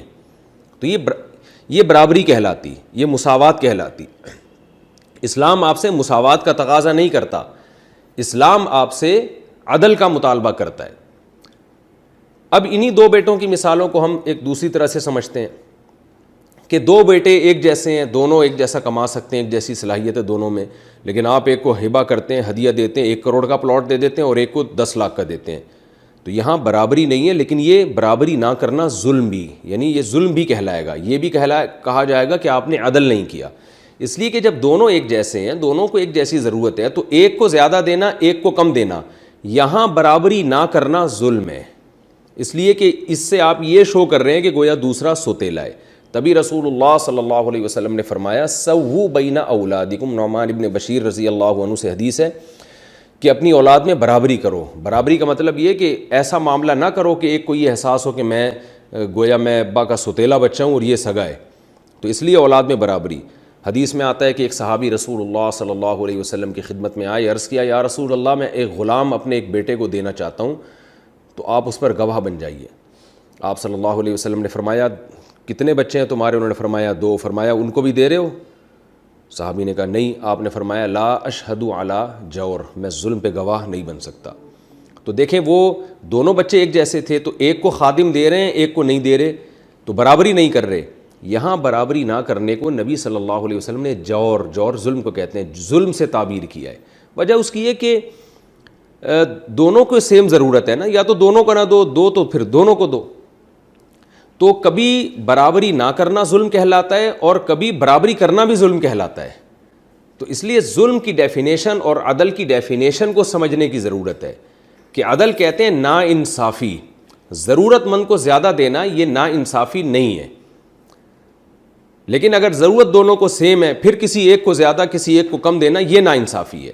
تو بالکل بیویوں کا معاملہ بھی اسلام میں ایسے ہی ہے کہ آپ کی 2 یا 3 یا 4 وائف ہیں، آپ کیا کر رہے ہیں کہ ایک کے ساتھ رات کو ٹائم زیادہ گزار رہے ہیں، ایک کے ساتھ کم گزار رہے ہیں، ایک کو نان نفقہ زیادہ دے رہے ہیں، ایک کو نان نفقہ کم دے رہے ہیں، حالانکہ ضرورت سب کی سیم ہے۔ تو یہاں برابری نہ کر کے آپ ایک بیوی پہ ظلم کر رہے ہیں۔ اس لیے رسول اللہ صلی اللہ علیہ وسلم نے فرمایا جس کی 2 بیویاں ہوئیں اور اس نے ان کے درمیان ناانصافی کی یعنی برابری نہیں کی، تو قیامت کے دن وہ اس حال میں آئے گا کہ اس کا آدھا دھڑ فالس زدہ ہوگا، کیونکہ ایک طرف وہ مائل ہو گیا تھا تو اللہ اس کے آدھے دھڑ کو فالس زدہ کر دیں گے۔ لیکن بعض دفعہ یہ ہوتا ہے کہ ایک کو ضرورت زیادہ ہے، ایک کو ضرورت کم ہے، تو پھر ایسے موقع پر کسی ایک زوجہ کو زیادہ دینا ایک کو کم دینا یہ ظلم میں داخل نہیں ہے، کیونکہ یہاں آپ ناانصافی نہیں کر رہے بلکہ یہ عین انصاف کا تقاضا ہے۔ اسی وجہ سے فقہا کے درمیان ایک اختلافی مسئلہ ہے، اس کو بھی میں یہاں بیان کرتا ہوں کہ اگر آپ کی 2 زوجات ہیں اور ایک کروڑ پتی خاندان سے کا تعلق ہے اور ایک کا تعلق بہت غریب فیملی سے ہے، یعنی آپ نے 2 شادیاں کی، ایک بیوی آپ لے آئے کسی بہت ہی لینڈ لارڈ کی بیٹی لے آئے جو ایئر کنڈیشن میں رہا کرتی تھی اور اس کو بہت ہائی لیول کے اسٹینڈرڈ کا اس کا جو لائف اسٹینڈرڈ تھا بہت ہائی لیول کا تھا خوراک لباس کے معاملے میں، اور ایک بیوی آپ ایسے خاندان کی لے کر آئے ہیں جو انتہائی لو لیول کا اسٹینڈرڈ تھا ان کا رہائش کا، وہ بیچاری پنکھا بھی نہیں اپنے گھر کہیں جھوپڑی سے آپ لے کر آ گئے۔ ایک مثال سے بات سمجھانے کی کوشش کر رہا ہوں میں۔ تو جمہور علماء یہ کہتے ہیں، امام شافعی، امام مالک اور امام احمد ابن حنبل، 3 ائمہ کے نزدیک ان دونوں کے درمیان نان نفقے کے معاملے میں برابری ضروری ہے، دونوں کو ایک اسٹینڈرڈ کی رہائش دینی پڑے گی اور دونوں کا نان نفقہ خوراک ایک ہی معیار کا ہوگا، اور اس کی دلیل وہ یہ دیتے ہیں قرآن کہہ رہے ہیں تم عدل نہیں کر سکتے تو ایک پر اکتفا کرو، تو عدل کا معنی وہ لیتے ہیں برابری، کہتے ہیں برابری کرنی پڑے گی۔ لیکن امام ابو حنیفہ رحمہ اللہ تعالیٰ کی رائے یہ ہے، اور فقہ حنفی میں اسی پر عمل ہے جو امام حنیفہ کی رائے پر، وہ کہتے ہیں عدل کا معنی ناانصافی سے بچنا ہے۔ تو اگر آپ کی ایک وائف کا اس لائف اسٹینڈرڈ بہت ہائی لیول کا ہے اور ایک کا جو اسٹینڈرڈ تھا جس خاندان سے آپ لائے ہیں بہت لو لیول کا ہے، تو آپ نان نفقے کے معاملے میں ان کے اسٹینڈرڈ میں فرق کر سکتے ہیں، کیونکہ مالدار لڑکی کو غریب بیوی جیسا اسٹینڈرڈ دینا یہ اس کے ساتھ ظلم ہے، کیونکہ اس نے اپنے باپ کے گھر میں یہ سب کچھ نہیں دیکھا۔ قرآن کا ارشاد ہے عاشروہن بالمعروف، اللہ فرماتے ہیں کہ ان عورتوں کے ساتھ اپنی ازواج کے ساتھ معروف طریقے سے پیش آؤ، اچھے طریقے سے۔ تو ہر ایک کے اچھے کی ڈیفینیشن دوسرے سے مختلف ہے۔ ایک غریب آدمی کو آپ ایک دال کھلا دیتے ہیں اور اس میں تھوڑا سا تڑکا لگا دیتے ہیں، وہ خوشی سے پاگل ہو جائے گا کہ یار مجھے تو یہ بھی نہیں ملتی تھی اور جو ہے نا مجھے اس شخص نے یہ کچھ کھلا دیا، تو یہ اچھا سلوک کہلائے گا۔ لیکن آپ ایک کروڑ پتی آدمی کو آپ اگر دال کھلاتے ہیں دعوت میں، وہ اس میں منہ بنا کے بیٹھ جائے گا۔ تو ہر ایک کا اچھا وہ دوسرے سے مختلف ہوتا ہے، ایک ہی معیار نہیں ہے جس پہ آپ سب کو لائیں۔ تو فرماتے ہیں یہی اصول بیویوں کے بارے میں بھی ہے کہ اگر آپ کی ایک وائف کا اسٹینڈرڈ بہت اونچا تھا، بلکہ فقہاء نے تو یہاں تک لکھا ہے کہ اگر آپ نے شادی کی ہے ایسے خاندان سے جس خاندان میں عورتیں گھر کے کام کاج کرتی نہیں ہیں اور بلکہ ان کے ہاں نوکر رکھے ہوتے ہیں انہوں نے، تو شوہر پر لازم ہوگا کہ بیوی سے نہ صرف یہ کہ وہ گھر کے کام نہیں لے سکتا بلکہ الٹا بیوی کے لیے اس کو نوکر کا انتظام کر کے دینا پڑے گا۔ وجہ اس کی ہے کہ اس کے عرف میں یہی ہے، تو اس کا عرف اسی بات کا تقاضا کرتا ہے۔ تو لیکن ایک غریب خاندان سے آپ لڑکی لے کر آتے ہیں جو گھروں میں کام کرتی تھیں اور ان کے ہاں خادم کا تصور بھی نہیں تھا، تو وہ شرعاً پابند ہے کہ وہ جیسے اپنے والدین کے گھر میں تھی تو یہاں بھی آ کے وہ گھر کی خدمت کرے، اور جو بھی برتن دھونا اور گھر صاف ستھرا کرنا اس میں اس کو آپ کے ذمے نہیں ہے کہ آپ اس کو خادم لے کے دے دیں گے تو بہت اچھی بات ہے، لیکن لازم نہیں ہے۔ تو یہ امام حنیفہ رحمہ اللہ تعالیٰ کا قول ہے، اور فقہ حنفی میں اسی پہ فتویٰ ہے کہ اگر کسی شخص کی دو بیویوں کا پہلے سے لائف اسٹینڈرڈ بہت ہی ڈیفرنٹ ہے تو مالدار بیوی کو اعلیٰ معیار کا نان نفقہ دیا جا سکتا ہے، اور غریب کو اس اعلیٰ معیار کا دینا لازم نہیں ہے۔ البتہ کوئی دل بڑا کرے اور غریب بیوی کو اسی اسٹینڈرڈ کی جو ہے وہ لائف دے جو مالدار کو دی ہوئی ہے، اور اس کا لائف اسٹینڈرڈ بالکل ایسا ہی لیونگ اسٹینڈرڈ اور خوراک پوشاک وغیرہ کا اسٹینڈرڈ بالکل اسی لیول کا دیتے تو یہ نور اللہ نور بہت اچھی بات ہے، لیکن یہ شرعاً لازم نہیں ہے۔ تو وجہ اس کی کیا ہے کہ یہاں امام حنیفہ کے نزدیک یہ جو آیت ہے فَإِنْ خِفْتُمْ أَلَّا تَعْدِلُوا، کہ تم عدل اگر نہیں کر سکتے، تو یہاں عدل کا معنی برابری نہیں ہے، بلکہ یہاں عدل کا معنی ہے کسی پہ ظلم نہ ہو۔ تو ظلم کی ڈیفینیشن ہر ایک کے حق میں مختلف ہے۔ تو اب خلاصہ میں بیان کر دیتا ہوں اس آیت کا کہ اگر کسی کی 2 یا 3 یا 4 بیویاں، ان کا جو وہ جس گھرانے سے آئی ہیں وہ تقریباً سیم ہی ہیں، زیادہ فرق نہیں ہے، تو پھر ایک ہی اسٹینڈرڈ کی رہائش تینوں کو، دونوں کو یا چاروں کو دینی پڑے گی، خوراک کے معاملے میں بھی اور لباس کے معاملے میں۔ لیکن اگر ان میں بہت زیادہ فرق ہے تو جو مالدار ہے اس کو تھوڑا سا لائف اس کا جو اسٹینڈرڈ ہے آپ تھوڑا ہائی رکھ سکتے ہیں۔ لیکن یہ کوالٹی کے بارے میں، کوانٹٹی کے بارے میں نہیں ہے۔ کوانٹٹی کا مطلب یہ ہے کہ آپ نے جتنے جوڑے مالدار کو بنا کے دیے کپڑے، اتنے ہی آپ کو غریب بیوی کو بھی بنا کے دینے پڑیں گے۔ ہاں اسٹینڈرڈ تھوڑا سا اس کا ہائی رکھیں گے، اس کے کپڑوں کا معیار تھوڑا اونچا ہوگا اور اس کا معیار اس کے حساب سے ہوگا۔ دوسرا، ٹائم میں برابری بہرحال ضروری ہے۔ یہ نہیں ہو سکتا کہ مالدار بیوی کے پاس ٹائم زیادہ گزار رہے ہیں، غریب بیوی کے پاس ٹائم کم گزار رہے ہیں، کیونکہ یہ ٹائم تو ایسی چیز ہے، یہ تو شوہر کا یعنی عورت کا بنیادی حق ہے۔ تو اس میں یہ نہیں ہوتا کہ مالدار کو ٹائم زیادہ چاہیے تو غریب کو ٹائم کم چاہیے، ایسا کچھ نہیں ہے۔ جتنی راتیں اور ٹائم میں، رات میں ٹائم جو ہے یہ برابری ضروری ہے۔ دن میں حنفیہ کے نزدیک برابری ضروری اس لیے نہیں ہے کہ دن میں انسان کے 10 کام ہوتے ہیں، ایک بیوی کو زیادہ ضرورت ہے، بعض دفعہ وہاں کوئی کام ہے، اس کو بیماری ہے یا اور کوئی 10 مسائل ہیں، تو ایسے وہ دن کے اندر برابری ضروری نہیں ہے۔ رات جو ہے وہ جتنی راتیں ادھر گزاری سیم راتیں دوسری بیوی کے پاس گزارنا ضروری ہے، اس سے مالدار اور غریب سے کوئی فرق نہیں پڑتا۔ البتہ دن میں بھی اتنا ٹائم ایک جگہ صرف کرنا کہ دوسری کو یہ احساس ہو کہ یہ بھئی جان بوجھ کر تنگ کرنے کے لیے مجھے وہاں بیٹھ رہا ہے زیادہ، حالانکہ وہاں ضرورت نہیں ہے، تو یہ پھر بہرحال ناجائز کام ہوگا، کیونکہ یہ بھی ظلم کی ڈیفینیشن میں آتا ہے۔ اسی طرح سفر میں بھی برابری ضروری نہیں ہے۔ سفر میں مرد کو اختیار ہے جس بیوی کو چاہے اپنے ساتھ لے جائے۔ دوسرے فقہا کے نزدیک تو سفر میں بھی برابری ضروری ہے، وہ کہتے ہیں قرآن اندازی کے ذریعے جس کا نام نکلے گا اسی کو لے کے جائے گا۔ لیکن احناف کہتے ہیں کہ رسول اللہ صلی اللہ علیہ وسلم جو قرآن اندازی کیا کرتے تھے وہ دل جوئی کے لیے، کیونکہ قرآن اندازی سے کوئی چیز کسی پر لازم نہیں ہوتی، اور وجہ اس کی ہے افضل تو یہی ہے کہ قرآن اندازی اور جس زوجہ کا نام نکلا آپ اس کو سفر پہ لے کر جائیں، لیکن یہ لازم اس لیے نہیں ہے کہ سفر میں مرد کو درجنوں حوادث پیش آ سکتے ہیں۔ بعض دفعہ مرد کو زنا کا خطرہ ہوتا ہے، اب وہ ایسی وائف کو لے کر جائے جو ایجڈ ہے، تو مرد کو یہ خطرہ ہوتا ہے کہ میں زنا میں مبتلا نہ ہو جاؤں، کیونکہ اس کی اٹریکشن اس کی طرف کم ہو چکی ہوتی ہے۔ اور بعض دفعہ یہ بھی ہوتا ہے کہ یہ بھی خطرہ ہوتا ہے کہ ایک وائف بیمار ہے، تو وہ اگر وہ اصرار کرے اس کو لے جائے تو 10 مسائل کھڑے ہو سکتے ہیں۔ تو سفر میں اللہ نے مرد کو اختیار دیا ہے۔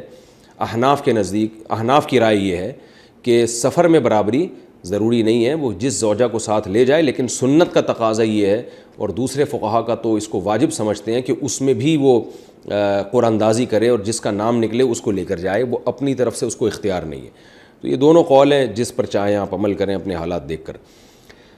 اچھا بھائی، تو یہ تو لم سم اصول میں نے بیان کر دیے۔ البتہ ایک زوجہ کے علاج پہ زیادہ خرچ ہو رہا ہے، دوسرے کے علاج پہ کم خرچ ہو رہا ہے، تو یہ بھی غلط نہیں ہے۔ وجہ اس کی ہے کہ علاج ایک ایسی چیز نہیں ہے جس میں برابری ممکن ہو۔ علاج کا تعلق ہے ضرورت سے، ایک کو زیادہ ضرورت ہے علاج کی، ایک صحت مند ہے، اس کو کم پیسے دینے پڑتے ہیں، تو اس میں کوئی حرج نہیں ہے۔ تو یہ بھی عدل کے زمرے میں نہیں آتا. ہاں ایک کو ضرورت پڑتی ہے علاج کی، اس کا تو آپ علاج کراتے ہیں، دوسری کو علاج کی ضرورت پڑتی ہے اس کا نہیں کراتے، تو یہ بہرحال ظلم میں آئے گا.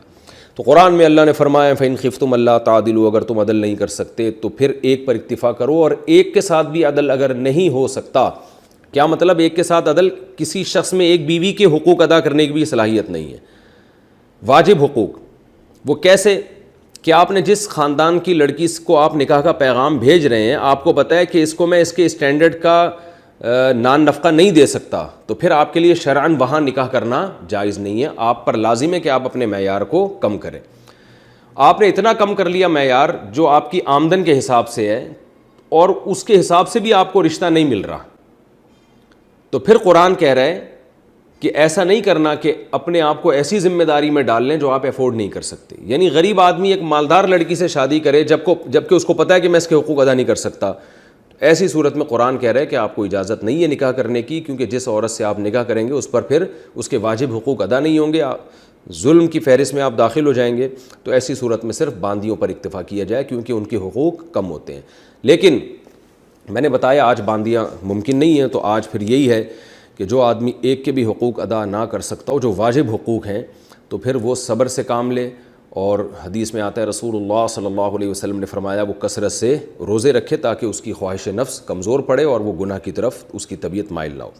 آگے فرمایا ذالک ادنیٰ اللہ تعولوا، یہ ایک بیوی پر اکتفا کرنا یا سرے سے نکاح ہی نہ کرنا، اس میں یہ اس بات کے زیادہ قریب ہے کہ تم ظلم نہیں کر سکو گے. یعنی ان لوگوں کو اللہ خطاب کر رہے ہیں جن میں ایک بیوی یا ایک سے زیادہ بیوی کے حقوق ادا کرنے کی صلاحیت نہیں ہے، تو ان کو اللہ گویا تسلی دے رہے ہیں کہ تمہیں جو ہم نکاح سے منع کر رہے ہیں یا 2-3 شادیوں سے منع کر رہے ہیں تو یہ تمہارے فائدے کے لیے کر رہے ہیں. جب ایک چیز سے آپ کو روکا جاتا ہے نا، جیسے بچوں کو روکا جاتا ہے یہ مت کھاؤ، یا ڈاکٹر بڑوں کو روکتے ہیں کہ اس چیز سے پرہیز کرو، تو اللہ تعالیٰ بھی عمومی حکم تو یہی دے رہے ہیں کہ 2-2 3-3 4-4 سے نکاح کرو. یہ ہر مسلمان کو اس کی اجازت ہے. لیکن کچھ لوگ طبیعت کے کمزور ہوتے ہیں، وہ نہیں ادا کر سکتے حقوق، طبیعت کے کمزور بھی ہوتے ہیں یا مالی لحاظ سے ان میں اتنی قوت ہی نہیں ہوتی کہ وہ واجب حقوق بھی ادا کر سکیں. تو ایسے لوگوں کو اللہ تسلی دے رہے ہیں کہ ہم جو تمہیں کہہ رہے ہیں کہ ایک بیوی رکھو یا ایک بھی نہ رکھو، صرف باندیوں پر قناعت کرو، تو یہ تمہارا ہی فائدہ ہے، اس لیے کہ تم جیسے لوگوں کے لیے یہ زیادہ مناسب ہے. کیونکہ ذالک ادنیٰ اللہ تعولوا، اس میں یہ اس بات کے زیادہ قریب ہے کہ تم سے ظلم نہیں ہو سکے گا، کیونکہ تم بھی اگر اس طرف آ گئے تو پھر تم ظالم بن جاؤ گے. تو گویا ایک طرح کی تسلی دی جا رہی ہے. میں حیران ہوتا ہوں کہ آج جو بیچارہ ایک نہیں مل رہی اس کو تو باندیاں بھی نہیں ہیں، وہ اس کو آپ کس چیز سے تسلی دیں گے؟ تو اس لیے نکاح کو بہرحال معاشرے میں پروموٹ کرنا چاہیے. اور واقعی اگر کسی شخص کے اندر صلاحیت ہی نہیں ہے، اچھا دیکھیں ایک بیوی میں تو صرف اتنی صلاحیت ہونا کافی ہے کہ آپ اس کے واجب حقوق ادا کریں، 2 میں ان کو سنبھالنے کی صلاحیت بھی ہونی چاہیے، کیونکہ جب 2 یا 3 ہوتی ہیں تو ان میں جھگڑے بھی ہوتے ہیں اور مسائل بھی ہوتے ہیں. تو جو کمزور آدمی ہے نا، جو جس میں برداشت کی بالکل صلاحیت ہی نہ ہو، وہ پھر سبھی کے گھروں کو تباہ کر دیتا ہے. میرے پاس ایسے بہت سے کیسز آئے ہیں کہ لوگ آئے اور 2 یا 3 شادیاں کرنا چاہتے تھے. جب میں نے ان کا انٹرویو لیا تو مجھے اندازہ ہو گیا اس آدمی میں دم نہیں ہے، تو میں ان کو خود ہی منع کر دیتا ہوں. ایسا نہیں ہے کہ میں ہر آدمی کو دنیا میں ترغیب دیتا ہوں، البتہ عمومی ترغیب اسلام کی سب کے لیے کہ 2-2 3-3 اور 4-4 سے تم نکاح کر سکتے ہو. بلکہ اللہ نے شروع ہی 2 سے کیا ہے، ایک کا تذکرہ تو آخر میں کیا ہے کہ ایک شرط کے طور پر کہ اگر تم میں حقوق ادا کرنے کی صلاحیت نہیں تو چلو پھر ایک پر کر لو.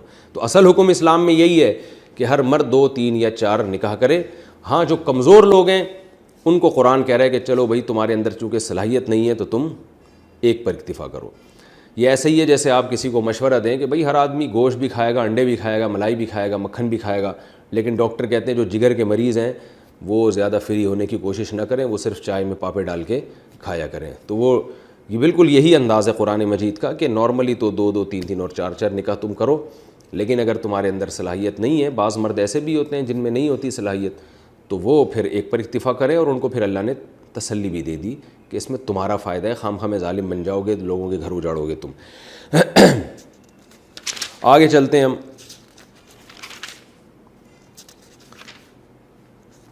وَآتُوا النِّسَاءَ صَدُقَاتِهِنَّ نِحْلَةً، چونکہ نکاح کی بات آئی ہے تو نکاح میں جو سب سے پہلا حق مرد پہ عورت کے لیے واجب ہوتا ہے نان نفقے سے بھی پہلے، وہ ہے مہر. قرآن کہہ رہا ہے آتوا النساء صدقاتہن نحلتاً، عورتوں کو ان کا مہر نحلتاً تحفہ سمجھ کے دیا کرو، ایک پینلٹی یا جرمانہ سمجھ کے نہ دیا کرو کہ کس مصیبت میں پھنس گیا، اس سے شادی کر کے اتنا مہر میرے اوپر آ گیا ہے۔ تو اللہ فرماتے ہیں دل کی خوشی سے ان کو مہر دیا کرو۔ فَإِن طِبْنَ لَكُمْ عَن شَيْءٍ مِّنْهُ، پس اگر وہ تمہارے لیے راضی ہو جائیں، طبنا طابہ یطیبو کا مطلب یہ میں اس ترجمے میں بتا چکا ہوں، دل کی خوشی سے راضی ہو جائے، نفساً، نفس کہتے ہیں دل کو، نفس کے اعتبار سے، یعنی دل کے اعتبار سے اس مہر میں سے کچھ حصے پر وہ راضی ہو جائیں۔ بعض دفعہ عورت آدھا مہر چھوڑ دیتی ہے اور پورا بھی چھوڑ دے تو بھی قرآن میں آتا ہے دوسری مقام پر فَكُلُوهُ هَنِيئًا مَرِيئًا، تو رج کے کھاؤ، پھر کوئی ٹینشن نہیں ہے کہ یار بعض دفعہ شیطان کہتا ہے عورت کا مال کھا رہا ہوں میں، بیوی کا مال کھا رہا ہوں، تو قرآن کہہ رہا ہے اگر وہ دل کی خوشی سے معاف کر دیں تو اس میں کوئی حرج نہیں۔ اس آیت سے پتہ چلتا ہے کہ مہر خالصتاً عورت کا حق ہے۔ آج بعض لوگوں میں جن کے پاس شریعت کا علم نہیں ہے وہ سمجھتے ہیں کہ مہر جو ہے لڑکی کے باپ کا حق ہے۔ بعض دفعہ لوگ بیٹیاں بیچ رہے ہوتے ہیں مہر لے کے، اور وہ مہر ان کی اپنی جیب میں جاتا ہے، کچھ بچی کو کچھ وہ بنا کے دے دیتے ہیں فرنیچر وغیرہ، اور سارا پھر اپنے جیب میں رکھ لیتے ہیں، تو یہ حرام ہے۔ اس آیت سے صاف پتہ چلتا ہے کہ اور آپ نے بیوی کو مہر دینا ہے اور اس کو یہ پوری اجازت ہے کہ چاہے تو وہ پورا مہر رکھ لے، چاہے تو وہ معاف کر دے۔ اور یہ بھی اس آیت سے میں پتہ چلا کہ قرآن نے یہ نہیں کہا کہ اگر وہ معاف کر دیں، بلکہ قرآن نے کہا طبن لکم، دل کی خوشی سے معاف کر دیں۔ یہ اس لیے قرآن نے کہا ہے کہ عورت کی طبیعت میں نرمی ہے اور مرد اس نرمی سے ناجائز فائدہ اٹھاتا ہے۔ وہ بیوی، اب ظاہر ہے عورت شوہر کے تابع بھی ہے، مرد اس سے یہ کہے گا کہ چھوڑو یار تم مجھ سے کیوں مہر مانگ رہی ہو، میرے 10 مسائل ہیں۔ اب عورت کو پتہ ہے میں نے اسی میاں کے ساتھ ساری زندگی گزارنی ہے، اگر میں اس سے پیسوں کا مطالبہ کروں گی تو میرے میاں کے دل میں میری نفرت پیدا ہو جائے گی کہ یہ لالچی ہے، تو وہ نہ چاہتے ہوئے بھی بیچاری بسا اوقات معاف کر دیتی ہے۔ تو اس لیے قرآن نے کہا کہ اس کی زبان کا اعتبار نہیں ہے، اگر وہ معاف کر دے تو معاف نہیں ہوگا جب تک وہ دل سے معاف نہ کرے۔ تو اس سے اب ظاہر ہے دل کو تو کوئی بھی ٹٹول کے نہیں دیکھ سکتا نا، تو اس سے پتہ چلتا ہے کہ آپ کو قرائن سے پتہ چل جائے، ایسے قرائن ہوں، واضح قرائن ہوں جس سے آپ کو پتہ چل جائے، غالب گمان ہو جائے کہ بھئی یہ واقعی دل سے ہی معاف کر رہی ہے، تو یہ آپ کا اور اللہ کا معاملہ ہے۔ تو اس لیے اس معاملے میں بہت احتیاط سے کام لینا چاہیے، کیونکہ قرآن میں آگے آ رہا ہے دوسرے مقام پہ کہ لا یحل لکم ان ترثوا النساء کرہا، تمہارے لیے حلال نہیں ہے کہ تم عورت کے مال کو زبردستی کھا جاؤ، اور دل کی خوشی کے بغیر اس کا مال حلال نہیں ہے۔ تو یہاں یہ اللہ نے قید لگا دی ہے کہ وہ معاف کرے تو آپ کو یہ اطمینان ہونا چاہیے کہ یہ دل سے معاف کر رہی ہے، کسی شرم میں، مروت میں، یا شوہر کے دباؤ میں یا خاندانی دباؤ میں آ کے معاف نہیں کر رہی۔ تو اللہ فرماتے ہیں پھر وہ معاف کر دے تو تم اس کو رج کے کھاؤ۔ یہاں ایک علمی اشکال یہ بھی ہوتا ہے کہ دیکھیں جب بھی کسی کے لیے کوئی چیز واجب ہوتی ہے تو صاحب حق اگر معاف کر دے تو پوری دنیا کا اصول ہے کہ وہ معاف ہو جاتا ہے۔ مثال کے طور پر آپ نے کسی سے کوئی چیز خریدی، آپ نے اس کو 1 لاکھ روپے دینے ہیں، تو اگر وہ صاحب 1 لاکھ معاف کر دیں تو ان کا حق ہے، معاف ہو جائے گا۔ تو یعنی اس کو ہائی لائٹ کرنے کی، بیان کرنے کی ضرورت کیا ہے؟ مہر جب عورت کا حق ہے تو یہ تو ساری دنیا کا ایک اصول ہے نا کہ جب اس کا حق ہے تو وہ گفٹ بھی تو دے سکتی ہے میاں کو، لے کے بھی واپس کر سکتی ہے، تو لینے سے ہی انکار کر دے تو یہ تو سب جانتے ہیں، تو قرآن نے اس کو بیان کیوں کیا ہے؟ اور کمال کی بات ہے مہر کا ذکر قرآن میں جہاں بھی آ رہا ہے وہاں قرآن اس کا تذکرہ کر رہا ہے کہ عورت کے معاف کرنے سے معاف ہو جائے گا، اور کسی بھی واجب حق کے بارے میں یہ نہیں قرآن نے بیان کیا کہ صاحب حق معاف کر دے تو معاف ہو جائے گا۔ جیسے آگے وراثت کے مسائل آ رہے ہیں کہ بیٹے کا اتنا حصہ، بیٹی کا اتنا حصہ، اس میں بھی آگے آنا چاہیے تھا کہ بیٹا معاف کر دے تو معاف ہو جائے گا، لیکن وہاں کہیں ذکر نہیں آ رہا۔ مہر کا جہاں بھی ذکر آ رہا ہے قرآن میں، آپ جہاں بھی دیکھیں گے تفسیر میں، قرآن میں، وہاں ساتھ ساتھ یہ ذکر آ رہا ہے کہ بیوی معاف کر دے تو معاف ہو جائے گا۔ اس میں کیا حکمت ہے، اس کو خوب اچھی طرح سمجھیں۔ اس میں حکمت یہ ہے کہ مہر کا بنیادی مقصد یہ نہیں ہے کہ شوہر کی جیب سے پیسے نکل کے عورت کے پاس جائیں، کیونکہ عورت کوئی خریدنے والی چیز نہیں ہے کہ آپ نے جناب کسی خاتون کو خریدا ہے پیسوں کے بدلے میں، وہ باندی نہیں ہے، لونڈی یا غلام نہیں ہے جس کو آپ خرید رہے ہیں۔ مہر کا جو بنیادی مقصد ہے وہ یہ ہے کہ فری میں جب آپ کو کوئی چیز ملتی ہے تو آپ کے دل میں اس کی قدر نہیں ہوتی۔ اس لیے تمام فقہا مہر کو اسی طرح ڈیفائن کرتے ہیں کہ مہر عورت کی قیمت نہیں ہے، کیونکہ وہ کی پراپرٹی یا کوئی جانور نہیں ہے کہ آپ اس کو خرید رہے ہیں اس کے باپ سے یا اسی سے خرید رہے ہیں کہ پیسے دے کے، کیونکہ وہ غلام نہیں بنتی۔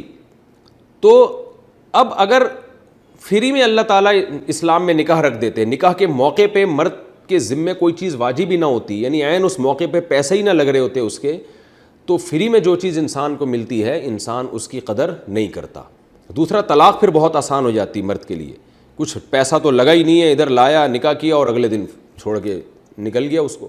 تو مہر کا فائدہ یہ ہوتا ہے کہ اب طلاق دینے سے پہلے وہ 10 دفعہ سوچے گا کہ میرا اس پہ عین نکاح کے موقع پہ اتنا میرا خرچہ ہوا ہے, تو وہ خرچہ مجھے دوبارہ کرنا پڑے گا. تو مہر سے ایک عورت کو طلاق سے بھی بچت ہوتی ہے, تحفظ بھی ملتا ہے, اور مرد کی جیب سے جب پیسے مرد پر لازم ہوتے ہیں تو اس کے دل میں کچھ تھوڑی سی قدر بھی آتی ہے.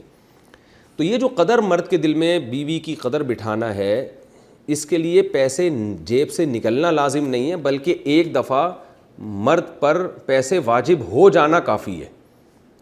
کیونکہ اگر عورت دل کی خوشی سے معاف کرے گی تو مرد کے دل میں اور زیادہ قدر بیٹھ جائے گی. بعض دفعہ ایسے ہوتا ہے کہ مثال کے طور پر 5 لاکھ یا 10 لاکھ روپے مہر ہے, بیوی نے جناب معاف کر دیا پورا مہر, تو مرد کے ذہن میں ساری زندگی یہ بات رہے گی کہ اتنا مہر بنتا تھا لیکن میری بیوی نے مجھے معاف کر دیا.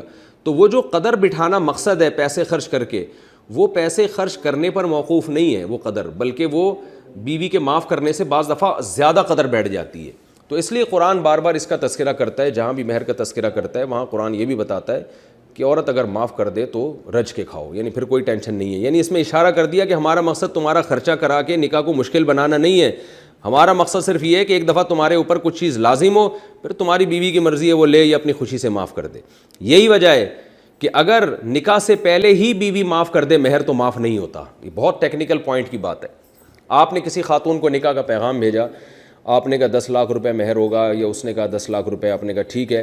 نکاح سے پہلے اس کا فون آ گیا آپ کی منگیتر کا کہ میں نے وہ مہر معاف کر دیا آپ کو, اور جب نکاح ہوگا تو آپ پر کچھ بھی لازم نہیں ہے. تو شرعاً یہ طریقہ ٹھیک نہیں ہے, بلکہ نکاح کے وقت پھر مہر آپ پر لازم آئے گا. یعنی عورت کا یہ ایسا حق ہے کہ عورت یہ نکاح سے پہلے معاف کرنے کا اللہ نے اس کو رائٹ دیا ہی نہیں ہے, اس لیے کہ نکاح جب تک ہوگا نہیں مہر واجب نہیں ہوگا, اور جب تک ایک چیز واجب نہیں ہے آپ اس کو معاف نہیں کر سکتے. یہاں تک کہ کسی خاتون نے اگر یہ بھی کہہ دیا کہ نکاح میں ایجاب و قبول کے وقت اس نے یہ کہا, اور قاضی صاحب نے یوں نکاح پڑھایا کہ میں نے فلاں کا فلانی سے نکاح کرایا بغیر مہر کے, تو بھی مہر واجب ہوگا. اگرچہ عورت اس پہ راضی تھی کہ میں بغیر مہر کے شادی کر رہی ہوں, پھر بھی واجب ہوگا. کیوں؟ اسلام یہ چاہتا ہے کہ عورت چاہے نہ چاہے مرد پر ایک دفعہ عورت کے لیے پیسے بہرحال لازم ہوں, ایک دفعہ اس پہ ذمہ داری آئے, پھر عورت اپنی خوشی سے معاف کرے, تاکہ مرد کو یہ احساس ہو ساری زندگی کہ میری بیوی نے اتنے لاکھ روپے, اتنے کروڑ روپے, اتنے ارب روپے, جو بھی آپ فرض کر لیں جو بھی مہر تھا وہ میرے اوپر لازم ہوا تھا اور اس نے اپنی خوشی سے معاف کیا ہے. تو یہ حکمت ہے.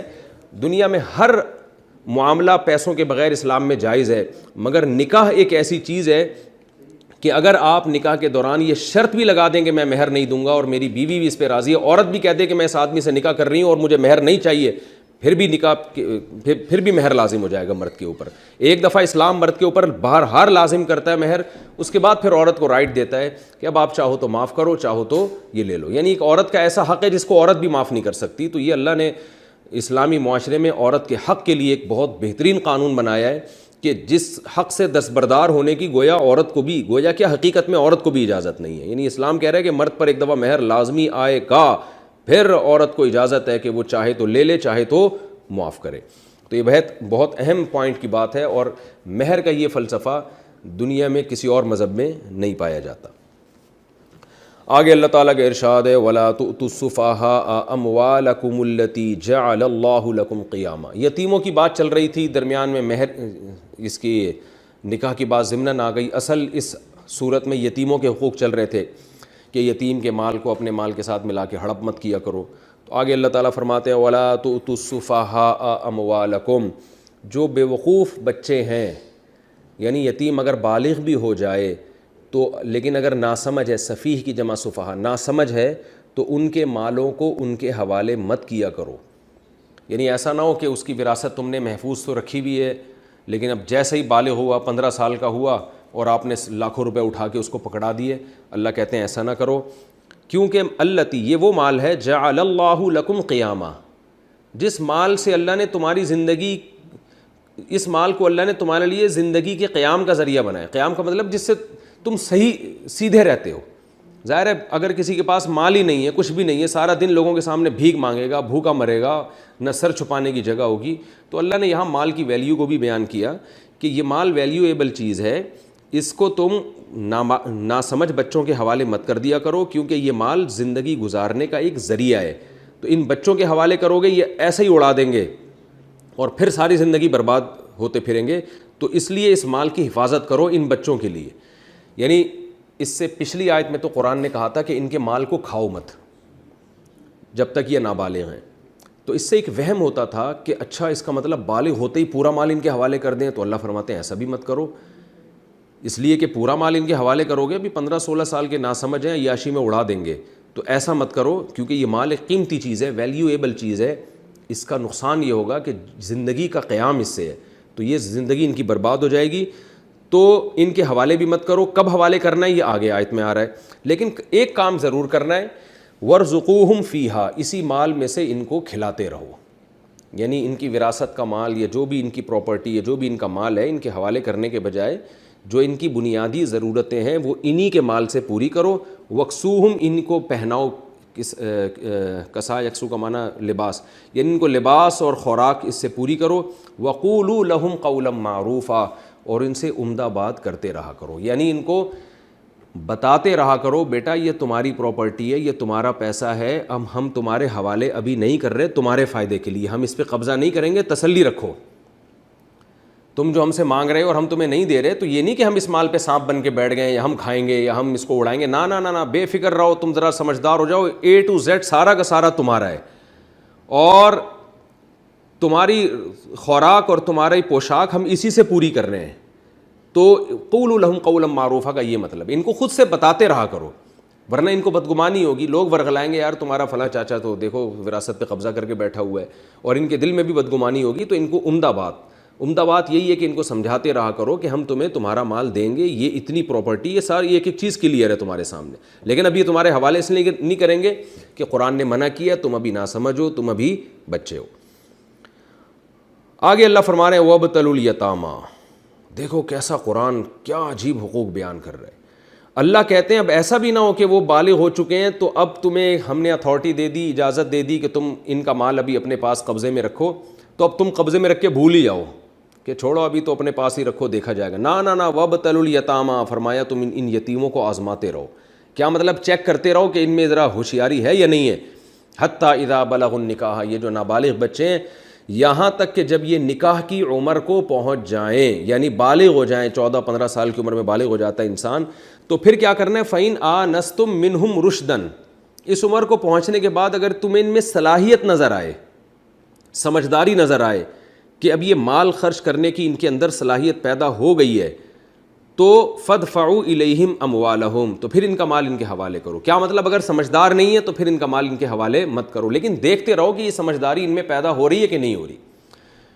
تو اور یہ سمجھداری کی جو آخری عمر ہے, فقہا کا اس میں اختلاف ہے. امام ابو حنیفہ کے نزدیک 25 سال ہے, یعنی 25 سال تک بچہ نہیں, جب تک بالغ بڑا نہیں ہو جاتا, اس سے پہلے اگر آپ یہ سمجھتے ہیں کہ یہ لاؤبالی پن ہے اور یہ پیسہ ایسے ہی اڑا دے گا یا لوگ بیوقوف بنا کے اس سے پیسہ لے لیں گے, تو 25 سال کی عمر سے پہلے اس کے ولی کو, متولی جو بھی اس کے مال کے متولی ہیں, ان کو اجازت ہے کہ وہ مال اس کے ہینڈ اوور نہ کریں. البتہ جب بچہ 25 سال کا ہو جائے پھر آپ کو روکنے کی اجازت نہیں ہے, کیونکہ پھر سمجھداری کی تو پھر یعنی اگر اس سے بھی زیادہ اجازت دی جائے تو لوگ ہو سکتا ہے 60 سال تک اس کے حوالے نہ کریں اور بہانہ بنائیں کہ یہ تو سمجھداری نہیں ہے. تو اب وہ ہے یا نہیں ہے, یہ اس کا ہیڈک ہے, یہ اب آپ کا ہیڈک نہیں ہے. تو سمجھداری وہ ہے جو بچپنے کے مقابلے میں ہوتی ہے. تو بچپنا 25 سال میں ہر لحاظ سے ختم ہو چکا ہوتا ہے, کیونکہ 25 سال ایک ایسی عمر ہے کہ اگر انسان کی 13 سال میں شادی ہو, جو بلوغت کی بالکل ابتدائی عمر ہے 13 یا 14 سال میں, اور اس کے اولاد ہو جائے, تو فقہا کہتے ہیں کہ 25 سال میں دادا بننے کا امکان ہوتا ہے. تو وہ عمر جس میں انسان دادا بن سکتا ہے وہ بچپنے کی عمر ہو ہی نہیں سکتی انسان کی. اگرچہ ہوتا نہیں ہے 25 سال میں کوئی بھی دادا نہیں بنتا, لیکن اگر بر وقت نکاح ہو اور بر وقت اولاد ہو تو یہ امکان ہوتا ہے کہ یہ دادا بن سکتا ہے یا نانا بن سکتا ہے یہ. تو اس لیے امام حنیفہ نے یہاں سے استدلال کیا ہے کہ 25 سال کی انتہائی عمر ہے. 15 سال میں بالغ ہو, آپ اس کو آزماتے رہے, دیکھیں سمجھداری ہے یا نہیں ہے. قرآن پر آپ عمل کرتے رہے, اس کو غور و فکر کرتے رہے, پھر آپ کو یقین ہو گیا کہ بچہ بھائی واقعی اب سمجھدار ہو گیا ہے, تو کبھی 18 سال میں سمجھدار ہوگا, کبھی 16 سال میں, کبھی 20 سال میں, کبھی 24 سال میں, انتہائی مدت 25 سال. اب 25 سال کے بعد آپ یہ عذر نہیں کر سکتے کہ یہ سمجھدار نہیں ہے. سمجھدار ہو یا نہ ہو, بہرحال آپ کو اس کا پورا مال ہینڈ اوور کرنا پڑے گا, ورنہ اس بچے پر ظلم ہو رہا ہے کہ اس کی پراپرٹی ہے, اس کا مال ہے, اور آپ اس کو دے ہی نہیں رہے. وہ تو یہ آخری عمر ہے. بسم اللہ الرحمن الرحیم نحمدہ ونصلی علی رسولہ الکریم. سورہ نساء کا پہلا رکوع اور چوتھے پارے کا 12واں رکوع ہمارا چل رہا ہے. اس رکوع کا لفظی ترجمہ بھی ہو چکا, مختصر تفسیر بھی ہو چکی, اور اس رکوع کی 2 ایپیسوڈ تو اس کی تفسیر میں ہی گزرے ہیں. آدھی تفسیر پچھلے سے پچھلے لیکچر میں, اس کے بعد پھر پچھلے لیکچر میں مزید کچھ تفسیر. تو آج کے لیکچر میں بھی اسی رکوع کی مزید تفسیر میں انشاءاللہ کمپلیٹ کروں گا. اور ہم یہاں تک پہنچ چکے تھے کہ فَإِنْ آنَسْتُم مِّنْهُمْ رُشْدًا فَادْفَعُوا إِلَيْهِمْ أَمْوَالَهُمْ کہ یتیموں کا مال ان کے حوالے مت کیا کرو حتیٰ کہ جب بالغ ہو جائیں, تو بھی دیکھو کہ اگر وہ سمجھدار ہیں تو ان کا مال ان کے حوالے کرو, اور اگر یعنی مطلب یہ کہ سمجھدار نہیں ہے تو مت دو ان کا مال. اور سمجھداری کی جو آخری عمر ہے وہ میں نے آپ کو بیان کر دی تھی کہ 25 سال ہے. اگر لڑکا سمجھدار نہیں ہوتا تو 25 سال تک آپ اس کا مال روک سکتے ہیں, لیکن 25 سال کے بعد یہ عذر نہیں چلے گا کہ سمجھدار نہیں ہے, بہرحال پھر وہ اس کے حوالے کرنا پڑے گا آپ کو مال.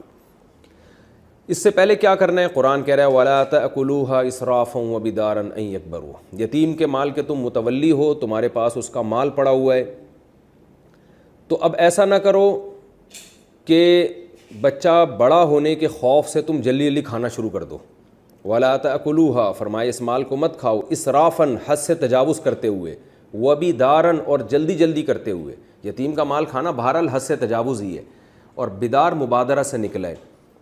مبادرہ کہتے ہیں کہ جلدی جلدی, بدار تو بدارن جلدی جلدی, این یکبرو کہ کہیں وہ بڑے ہو جائیں. یعنی ظاہر ہے جب بڑے ہو کے سمجھدار ہوں گے پھر بولیں گے ہمارے ابا نے اتنی پراپرٹی چھوڑی تھی یا ہمیں اتنا مال ملا تھا, وہ کہاں ہے بھائی. تو اس خوف سے تم پہلے جلدی جلدی کھانا شروع کر دو کہ بڑے ہو کر سمجھدار ہو کے پھر ہم سے مطالبہ کریں گے. اللہ فرماتے ہیں یہ کام مت کرو. ومن کان غنیا, جو آدمی غنی ہے, جو متولی, جو یتیم کی کفالت کر رہا ہے, وہ اگر خود مالدار ہے, فلیستعفف تو اسے چاہیے کہ بالکل اپنے آپ کو بچا کے رکھے, 1 روپیہ بھی یتیم کے مال میں سے نہ کھائے. ومن کان فقیرن, اور یتیم کی کفالت کرنے والا اگر فقیر ہے, خود غریب ہے, فلیأکل بالمعروف تو وہ یتیم کے مال میں سے معروف طریقے سے کھا سکتا ہے. معروف کا مطلب یہ ہے کہ یہ بطور اجرت کے ہوگا. یعنی آپ نے اگر یتیم بچے کی کفالت کی ہے اور وہ بچہ آپ کی کفالت میں, اور اس بچے کے پاس مال بھی ہے, اور آپ کے پاس آپ اتنے غریب ہیں کہ آپ کھانے پینے کے محتاج ہیں, تو اس کفالت کی اجرت کے طور پر آپ بقدر ضرورت یتیم کے مال میں سے کھا سکتے ہیں. کیونکہ ظاہر ہے آپ اس کی کفالت کر رہے ہیں, تو اسلام نے یہ اجازت دی ہے کہ یتیم کی کفالت کرنے والا اگر خود فقیر ہے اور محتاج ہے تو پھر وہ یتیم کے مال میں سے بقدر ضرورت کھا سکتا ہے. یہ کھانا یہ گویا کفالت کی اجرت کے طور پر ہوگا. یعنی یتیم کی اس کا فائدہ یتیم ہی کو ہے, کیونکہ اگر اس کھانے کی بھی شریعت اجازت نہ دیتی تو وہ کفالت سے ہاتھ کھینچ لیتا. وہ کہتا ہے یار میرے پاس کھانے کو کچھ ہے نہیں, اور مجھے اس کے سے بھی کھانے کی شریعت نے پابندی لگا دی ہے, تو پھر بھائی میں نہیں یتیم کو پالتا, مجھے کیونکہ پھر اس کو اور کوئی دوسرے کام کرنے پڑیں گے. تو ایسی شدید مجبوری میں اسلام نے اجازت دی ہے کہ اس یتیم کے مال کو اپنے مال کے ساتھ ملا کر آپ بقدر ضرورت, اب یہ بقدر ضرورت ہر دور میں اس کا معیار مختلف ہے, تو اس لیے علماء کہتے ہیں اگر کسی فقیر آدمی نے, غریب آدمی نے یتیم کو پالا ہوا ہے, بعض دفعہ رشتہ دار ہوتے ہیں, وہ فقیر جو ہے وہ رشتہ دار ہوتا ہے, وہ اچھی طرح سے پال سکتا ہے. اب کسی مالدار کے حوالے اگر یتیم کو کر دیا جائے تو وہ مالدار یتیم کا رشتہ دار نہیں ہوتا, وہ صحیح کفالت نہیں کر سکتا. تو ایسے موقع پہ غریب آدمی کے حوالے کرنا پڑتا ہے یتیم بچے کو. جیسے کسی کا چچا بہت غریب ہے لیکن وہ بھتیجے کی کفالت زیادہ اچھی طریقے سے کرے گا بجائے اس کے کہ آپ کسی مالدار اجنبی کے اس کو حوالے کر دیں. تو ایسے چچا یا ایسا کوئی قریبی رشتہ دار جو خود فقیر ہو اور اس یتیم کی کفالت بھی کر رہا ہو, تو پھر اسلام نے اجازت دی ہے کہ کفالت کا کمیشن آپ لے سکتے ہیں. اور کیونکہ یتیم ہی کو آپ فائدہ پہنچا رہے ہیں تو پھر اسی کے مال میں سے آپ بقدر ضرورت لے سکتے ہیں. وہ زیادہ کمیشن اس میں بھی جائز نہیں ہے, بس اتنا جس سے آپ کی کمر سیدھی ہو جائے. فرمایا ومن کان فقیرا فلیأکل بالمعروف فإذا دفعتم الیہم اموالہم، جب یتیموں کو ان کا مال ان کے حوالے کرو، جب وہ بالغ ہو جائیں اور سمجھدار بھی ہو جائیں، تو اللہ فرماتے جب ان کو ہینڈ اوور کرنے کا ٹائم آئے فاشہدوا علیہم، تو ان پر گواہ بھی بنا دیا کرو۔ اسلام ہر طرح کے نزاع سے، بدگمانیوں سے آپ کو بچانے کی کوشش کرتا ہے کہ ایسا نہ ہو کہ چپکے سے ان کو پکڑا دیا، کسی کو پتہ ہی نہیں ہے۔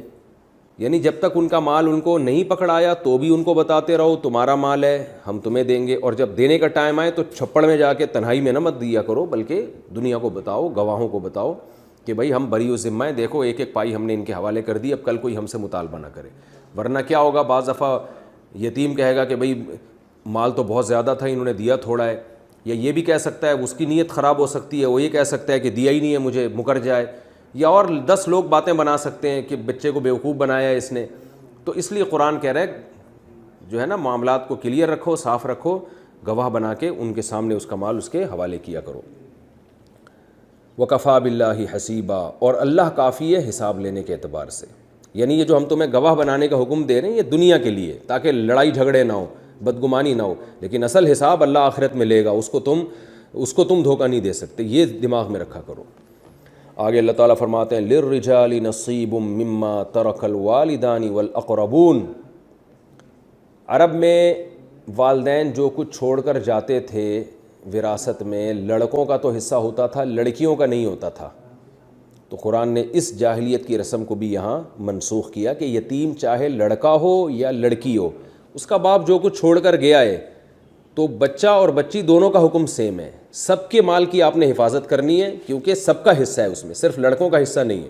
اس لیے اللہ نے فرمایا للرجالی، مردوں کے لیے بھی نصیب حصہ ہے، مما، یہ اصل میں تھا منما، اس مال میں سے، ترک الوالدانی جو والدین چھوڑ کر جائیں، والاقربون یا رشتہ دار چھوڑ کر جائیں، وللنساء اور عورتوں کے لیے بھی نصیب حصہ ہے، مما اس مال میں سے، ترک الوالدانی جو والدین چھوڑ کر جائیں، والاقربون یا رشتہ دار جو کچھ چھوڑ کر جائیں گے حصہ ہے۔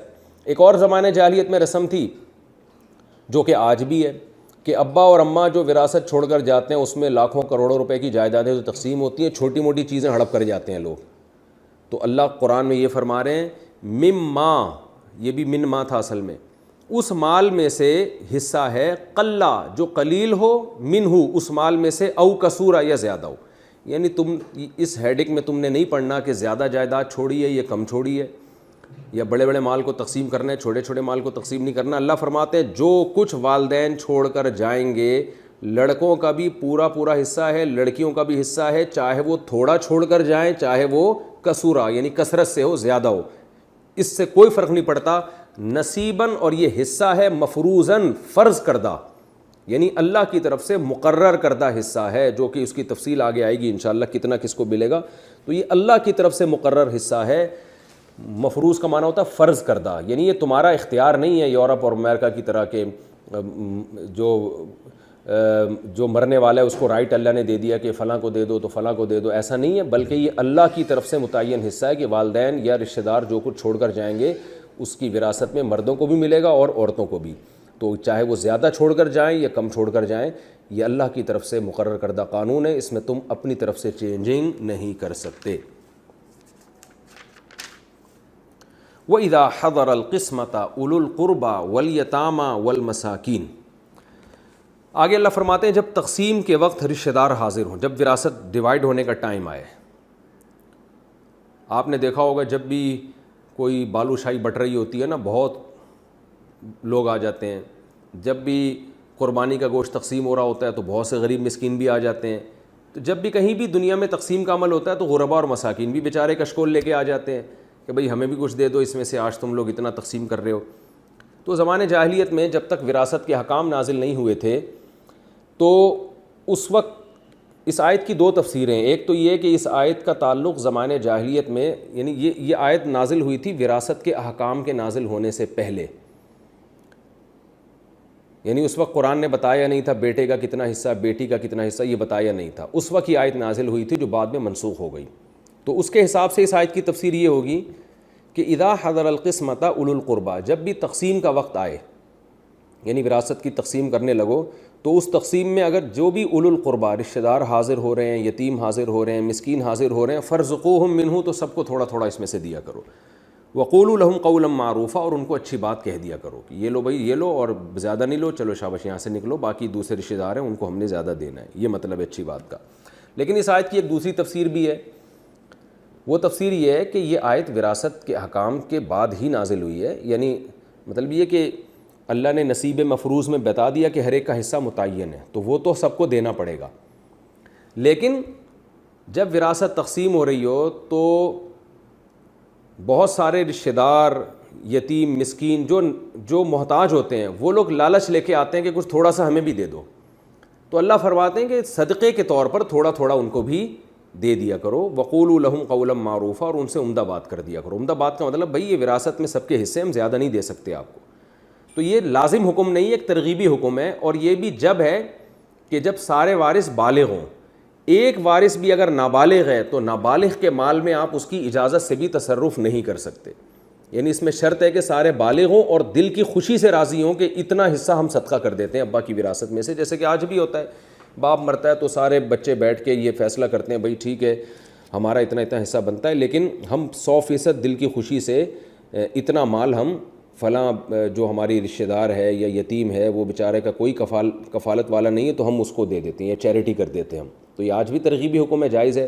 لیکن اس میں 2 شرطیں میں نے بتائی کہ نابالغ بچہ یا بچی، یا وہ بچہ جو ماں کے پیٹ میں ہو، حمل سے ہو، اس کے حصے میں آپ صدقہ یا چیریٹی بالکل بھی نہیں کر سکتے. اور دوسری بات یہ کہ بالغوں کی بھی 100% رضا ضروری ہے. بعض دفعہ سب دل سے راضی نہیں ہوتے، مروت میں بڑے بھائی کے کہنے پر یا رشتہ داروں کے کہنے پر، شرم اور مروت میں کہہ دیتے ہیں چلو یہ ابا کی پراپرٹی میں سے اتنا ہم صدقہ کر دیتے ہیں، تو شرم اور مروت میں غالب آ جاتے ہیں. تو اس لیے آج علماء یہ کہتے ہیں کہ آج افضل یہی ہے کہ پہلے وراثت کو ڈیوائڈ کر کے ہر ایک کو ہینڈ اوور کر دیا جائے، اس کے بعد پھر کہا جائے بھائی جس نے اپنا حصہ صدقہ کرنا ہے لاؤ، مشترک کر کے ہم وہ صدقہ کر دیتے ہیں. وراثت کی تقسیم سے پہلے یہ صدقہ کرنا اس زمانے میں نامناسب ہے، کیونکہ بہت سے لوگوں کی دل سے خوشی نہیں ہوتی. لوگوں کے آج کل ظرف اتنے بڑے ہیں نہیں، اور نابالغ ہے تو پھر تو بالکل ہی حرام ہے. تو آپ نے دیکھا ہوگا بعض دفعہ عورت کے شوہر کا انتقال ہوتا ہے تو شوہر کے مال سے ہی دیگیں پک رہی ہیں اور فقیروں کو کھانا کھلایا جا رہا ہے. تو یہ سب بالکل ناجائز ہے. اس میں سے وراثت کو پہلے آپ کو ڈیوائڈ کرنا پڑے گا. آگے اللہ تعالیٰ فرماتے ہیں وَلْيَخْشَ الَّذِينَ لَوْ تَرَكُوا مِنْ خَلْفِهِمْ ذُرِّيَّةً ضِعَافًا خَافُوا عَلَيْهِمْ. بہت اہم آیت ہے. یہ سارے یتیموں کے مال کی حفاظت کے حکام نازل ہوئے ہیں کہ یتیم چاہے لڑکا ہو یا لڑکی ہو، سب کے مال کی حفاظت کرنی ہے. مال کھانا نہیں ہے. ایسا نہیں کرنا کہ یتیم بچی کو سے بالغ ہوتے ہی تم نے نکاح کر لیا اور مہر میں ڈنڈی مار دی، اس کو مہر کم دے دیا، اور یا جو ہے وہ یتیم کا مال اپنے مال کے ساتھ ملا کے مرج کر کے حساب ہی نہیں ہے اس کا مال کتنا تھا تمہارا کتنا تھا، اور ہڑپ کر گئے کھانا شروع کر دیا. تو یہ بہت سارے احکام اللہ نے یتیم کے مال سے متعلق بیان کیے. اب اللہ ان احکام پر ہمیں ابھارنے کے لیے ایک ترغیب کا ایک طریقہ اختیار کیا اللہ تبارک و تعالیٰ نے. دیکھیں موٹیویشن کے لیے کبھی فضائل سنائے جاتے ہیں، کبھی وعیدیں سنائی جاتی ہیں کہ نہیں کرو گے تو یہ نقصان ہوگا. تو اللہ تعالیٰ ایک اور انداز سے ہمیں یتیم کے مال کی حفاظت اور یتیم کے حقوق کی حفاظت کے لیے موٹیویٹ کر رہے ہیں. وہ کس طرح سے فرمایا وَلْيَخْشَ الَّذِينَ لَوْ تَرَكُوا مِنْ خَلْفِهِمْ ذُرِّيَّةً ضِعَافًا خَافُوا عَلَيْهِمْ. چاہیے کہ ڈریں وہ لوگ کہ اگر وہ اپنے پیچھے کمزور ذریت، کمزور اولاد چھوڑ کر جائیں، خافوا علیہم، تو یہ ان پر بھی خوف زدہ ہوں گے. یعنی ہم جو تمہیں یتیموں کے مال کا اور یتیموں کے حقوق کی رعایت کا حکم دے رہے ہیں، یتیم وہ بچہ جس کا باپ مر گیا، تو تم زندہ ہو، تمہیں دوسروں یتیم بچوں کے کہ ہم ان کے پر احسان کا تم ہمیں حکم دے رہے ہیں. تم یہ سوچا کرو کہ اگر میں مر جاتا اور میرے چھوٹے چھوٹے بچے ہوتے جو کمزور ہوتے، خافوا علیہم، جن پر تمہیں خوف ہوتا کہ ان بیچاروں کا پتہ نہیں کیا بنے گا، تو تمہیں بھی چاہیے کہ تم ڈرو. کیا مطلب؟ کس سے ڈرو؟ دوسروں کے حقوق ضائع کرنے سے. یعنی یہ حادثہ آج کسی اور کے ساتھ ہوا ہے کہ وہ جوانی میں دنیا سے چلا گیا اور چھوٹے چھوٹے بچے ہیں اس کے، تو یہ حادثہ تمہارے ساتھ بھی ہو سکتا تھا. تو جیسے تم یہ چاہتے ہو کہ میرا بیٹا ہو یا بیٹی ہو، جب میری بچی بالغ ہو تو اس کو اسٹینڈرڈ کا رشتہ ملے، اس کی شادی اچھی جگہ پر ہو، اس کو اسٹینڈرڈ کا مہر ملے، اسی طرح میں جو وراثت چھوڑ کر جاؤں تو میرے بھائی یا میرا بڑا بیٹا اس چھوٹے کے ساتھ ناانصافی نہ کرے، اس کے حق تلفی نہ کرے, کاروبار ایسا نہ ہڑپ کر کے اس کو روڈ پہ لے آئے. تو جیسے تم یہ چاہتے ہو کہ تمہارے کمزور بچوں کا تمہارے مرنے کے بعد خیال کیا جائے, تو تمہیں اس معاملے میں دوسروں کے بچوں کے بارے میں بھی ڈرنا چاہیے. بڑا بھائی اگر چھوٹے بھائی کی وراثت کھا رہا ہے تو سوچے کل تمہاری بھی اولاد ہوگی, تم اگر مر گئے تو تم چاہو گے کہ تمہارا بڑا بیٹا تمہارے چھوٹے بیٹے یا چھوٹی بیٹی کے ساتھ ناانصافی کرے. چچا اگر بھتیجے کے مال کو کھا رہا ہے تو یہ سوچے چچا کہ میں بھی تو مر سکتا ہوں, کیا میں یہ گوارا کروں گا کہ میرا بھائی میرے بچوں کے ساتھ اس طرح کا سلوک کرے. قرآن موٹیویٹ کر رہا ہے اہل اسلام کو کہ دوسروں کے یتیم بچوں کے ساتھ وہی سلوک کرو جو تم یہ چاہتے ہو کہ تمہارے مرنے کے بعد تمہارے بچوں کے ساتھ سلوک ہو. فرمایا فَلْيَتَّقُوا اللَّهَ, پس انہیں چاہیے کہ اللہ سے ڈریں, وَلْيَقُولُوا قَوْلًا سَدِيدًا, اور ہمیشہ درست بات کیا کریں, یعنی وہ بات کیا کریں جس سے یتیم کی حق تلفی نہ ہو رہی ہو بلکہ یتیم کی حفاظت ہو رہی ہو. آگے اللہ نے دھمکی بھی دی ہے, ان الذین یاکلون اموال الیتامی ظلما, فرمایا جو لوگ یتیموں کا مال کھاتے ہیں ناحق ظلم کے ساتھ. ظلم کے ساتھ کا مطلب کیا ہے؟ کچھ صورتوں میں تو اللہ نے ضرورت کے مطابق کھانے کی اجازت دی ہے. وہ اجازت کیا ہے کہ کوئی فقیر اور غریب آدمی ہو اور وہ کسی یتیم کی کفالت کر رہا ہو تو اجرت کے طور پر, کمیشن کے طور پر تھوڑا بہت ضرورت پوری کرنے کے لیے وہ کھا سکتا ہے, لیکن اس کے علاوہ مالدار کو بھی اجازت نہیں اور فقیر کو بھی زیادہ کھانے کی اجازت نہیں. جو بھی زیادہ کھائے گا یا جو مالدار کھائے گا تو وہ ظلم کے طور پر کھا رہا ہے. تو اللہ فرماتے ہیں جو لوگ بھی یتیموں کا مال کھاتے ہیں بطور ظلم کے, انما یاکلون فی بطونہم نارا, وہ حقیقت میں اپنے پیٹوں میں آگ کھا رہے ہیں. وَسَيَصْلَوْنَ سَعِيرًا, اور ان قریب وہ داخل ہوں گے سعیر, بھڑکتی ہوئی آگ میں. اللہ ہم سب کو حفاظت میں رکھے. اور آج دیکھیں اس ہمارے معاشرے میں کیسے دھجیاں اڑائی جا رہی ہیں, ایک دوسرے کا مال, کمزوروں کا مال کیسے ناحق کھایا جا رہا ہے. ابھی ایک ویڈیو آئی ہے سامنے کہ ایک خاتون نے اپنے بھائیوں سے وراثت مانگی اور بھائیوں نے اس کو پکڑ کے مارا ہے, کوٹا ہے. تو یہ سب معاشرے میں ظلم ہو رہے ہیں. اللہ ہماری حفاظت فرمائے. یہ رکوع ہمارا مکمل ہو گیا. اس میں جو علمی نکات ملتے ہیں زیادہ تر تو میں نے تفسیر کے دوران بیان کر دیے ہیں, لیکن خلاصے کے طور پر چند پوائنٹ میں آپ کے سامنے, تاکہ وہ مستحضر رہیں آپ کو, وہ میں دوبارہ نمبر وار پیش کر دیتا ہوں. پہلی بات تو اللہ نے حکم دیا کہ لوگوں اپنے رب سے ڈرو جس نے تمہیں ایک جان سے پیدا کیا. یہ ڈرنے کا حکم اس لیے دیا کہ تاکہ سورہ نساء میں جتنے بھی اللہ احکام بیان کر رہے ہیں نا, ان احکام پر عمل جبھی ہوگا جب اللہ کا خوف ہوگا. دنیا کی عدالتیں, دنیا کا قانون ہر جگہ مؤثر نہیں ہوتا, اس سے چھپا بھی جا سکتا ہے, ججوں کو خریدا بھی جا سکتا ہے. جب تک اللہ کے وجود پر, اللہ کی توحید پر ایمان نہیں ہوگا اور دل میں اللہ کا خوف نہیں ہوگا کہ انتقام کا ایک دن آنے والا ہے, اس وقت تک انسان کسی کے حقوق ادا نہیں کرے گا. ہمیں معلوم ہے, ہم نے ایسے بزرگوں کو دیکھا ہے کہ وہ دوسروں سے اپنا حق لینے میں اتنے ٹینشن میں نہیں ہوتے تھے جتنا حق دینے میں. خدا آپ صلی اللہ علیہ وسلم کی ایک رات نیند اڑ گئی, ایک درہم رکھا ہوا تھا صدقے کا, آپ کو یہ خوف تھا کہ کہیں میں دنیا سے چلا نہ جاؤں اور یہ امانت میں خیانت نہ ہو جائے. تو ہم نے اکابر کو بھی دیکھا ہے, اپنے بزرگوں کو بھی دیکھا ہے کہ کسی کے پیسے ان کے ذمے ہوں تو ان کو ٹینشن سے نیند نہیں آتی تھی کہ ہماری موت واقع نہ ہو جائے اور یہ حق ضائع نہ ہو جائے. تو آج آپ دیکھ لیں کس طرح سے ہم ہڑپ کر رہے ہیں لوگوں کے مال. اور دوسرا حکم اس میں ہمیں اللہ نے یتیم کے مال کے بارے میں دیا, آتوا الیتامی اموالہم ولا تتبدلوا الخبیث بالطیب. جب جائیداد تقسیم ہو یا یتیم کا مال ہو تو اچھی آپ پراپرٹی خود رکھ لی, خراب والی اس کو دے دی. یہ بھی ہوتا ہے, اکثر دیکھا گیا ہے جب ابا کے انتقال کے بعد وراثت تقسیم ہو رہی ہوتی ہے نا, تو اس میں اب تقسیم ہو رہی ہے بھئی یہ 2 دکان منجلے کو دے دی جائے, یہ والی دکان بڑے بھائی کو دے دی جائے, یہ ہمشیرہ صاحبہ کو دے دی جائے. تو اس میں جو سب سے کمزور ہوتا ہے اس کو سب سے تھگا ہوا مال پکڑا رہے ہوتے ہیں, کیونکہ وہ بچہ ہے, اس کو کیا پتہ. تو معاشرے میں یہ ظلم بڑے بھائیوں کی طرف سے, سب کو میں بدگمان نہیں کرنا اپنے بڑے بھائیوں سے, یہ غلط ہے, لیکن جہاں ہوتا ہے تو وہاں اکثر بڑے بھائی ہی ظلم کر رہا ہوتا ہے کہ وہ اچھا دوسروں کو دے دیتا, خود رکھ لیتا ہے, اور خراب وہ پراپرٹی جس کی ویلیو ابھی بڑھنے والی ہے وہ ان کے پاس آ گئی محترم کے, اور وہ پراپرٹی جس کا پتہ ہے ابھی ویلیو نہیں بڑھے گی وہ کمزور کو دے دی یا وہ لڑکیوں کو دے دی. تو یہ ظلم بہت خطرناک ہے. قرآن نے لا تتبدلوا الخبیث بالطیب کے ذریعے اس ظلم سے منع کیا ہے. اور اس میں اللہ تعالیٰ نے یہ بھی حکم دیا کہ یتیم بچی کے ساتھ جب شادی ہوگی تو مہر پورا دیا جائے گا. اس سے ہمیں ایک اصول پتہ چلتا ہے, کسی عورت کی کمزوری سے ناجائز فائدہ مت اٹھاؤ. آج یہ بھی معاشرے میں بہت ہو رہا ہے, اس سے بھی ہمیں بچنا چاہیے. اور اس میں اللہ نے ہمیں 4 شادیوں کی معذرت کے ساتھ ترغیب بھی دی ہے کہ ما طاب لکم من النساء, کہ تمہیں کسی پہ ظلم کرنے کی کیا ضرورت ہے، تمہارے رب نے تمہیں اجازت دی ہے، ما طاب لکم، جو بھی عورتیں تمہیں پسند آئیں، 2 3 4 ان میں سے کسی سے بھی نکاح کر سکتے ہو۔ ہاں عدل ضروری ہے، جہاں برابری ہے وہاں برابری کرنی پڑے گی، جہاں بیسک حقوق ہیں وہاں ان کے بیسک حقوق ادا کرنے پڑیں گے۔ اگر اس کا ارادہ ہی نہیں ہے یا تمہارے اندر تم کر ہی نہیں سکتے یہ کام، تو پھر مت کرو، پھر ایک پر اکتفا کرو یا باندیوں پر اکتفا کرو۔ تو یہ اسلام نے اجازت دی ہے، اور فقہا نے لکھا ہے کہ افضل یہی ہے کہ مرد 2 یا 3 یا 4 شادیاں کرے، کیونکہ صحیح بخاری میں ہے، عبداللہ بن عباس کا ارشاد ہے، تزوجوا فإن خیر هذه الامة اکثرهم نساء، نکاح کرو اس لیے کہ اس امت میں بہتر وہ ہے جس کی بیویاں زیادہ ہیں، یعنی اس امت میں اللہ نے اس کو دوسروں پہ زیادہ فضیلت دی ہے، لیکن بہرحال حقوق ادا کرنے ہیں۔ باقی اس کی تفصیلات آپ کتابوں میں مل جائیں گی، بیانات میں آپ سنتے رہتے ہیں۔ اور ہمیں اس میں مہر کی اہمیت پتہ چلتی ہے کہ مہر، عورت کی رضا کے بغیر آپ مہر کھا نہیں سکتے، پورا مہر اس کو دینا پڑے گا۔ اور اس میں یہ بھی ہے کہ بیوی دل سے معاف کر دے تو بھی ٹھیک ہے، اس میں پھر وہم میں جانے کی ضرورت نہیں ہے۔ اور اس آیت میں ایک علمی نقطہ یہ بھی پتہ چلتا ہے جو قرآن کہہ رہا ہے وَابْتَلُوا الْيَتَامَىٰ حَتَّىٰ إِذَا بَلَغُوا النِّكَاحَ، یتیموں کو آزماؤ جب وہ نکاح کی عمر کو پہنچ جائیں، تو اگر وہ سمجھدار ہو جائیں تو ان کے پیسے ان کو دو، سمجھدار نہیں ہیں تو نہ دو۔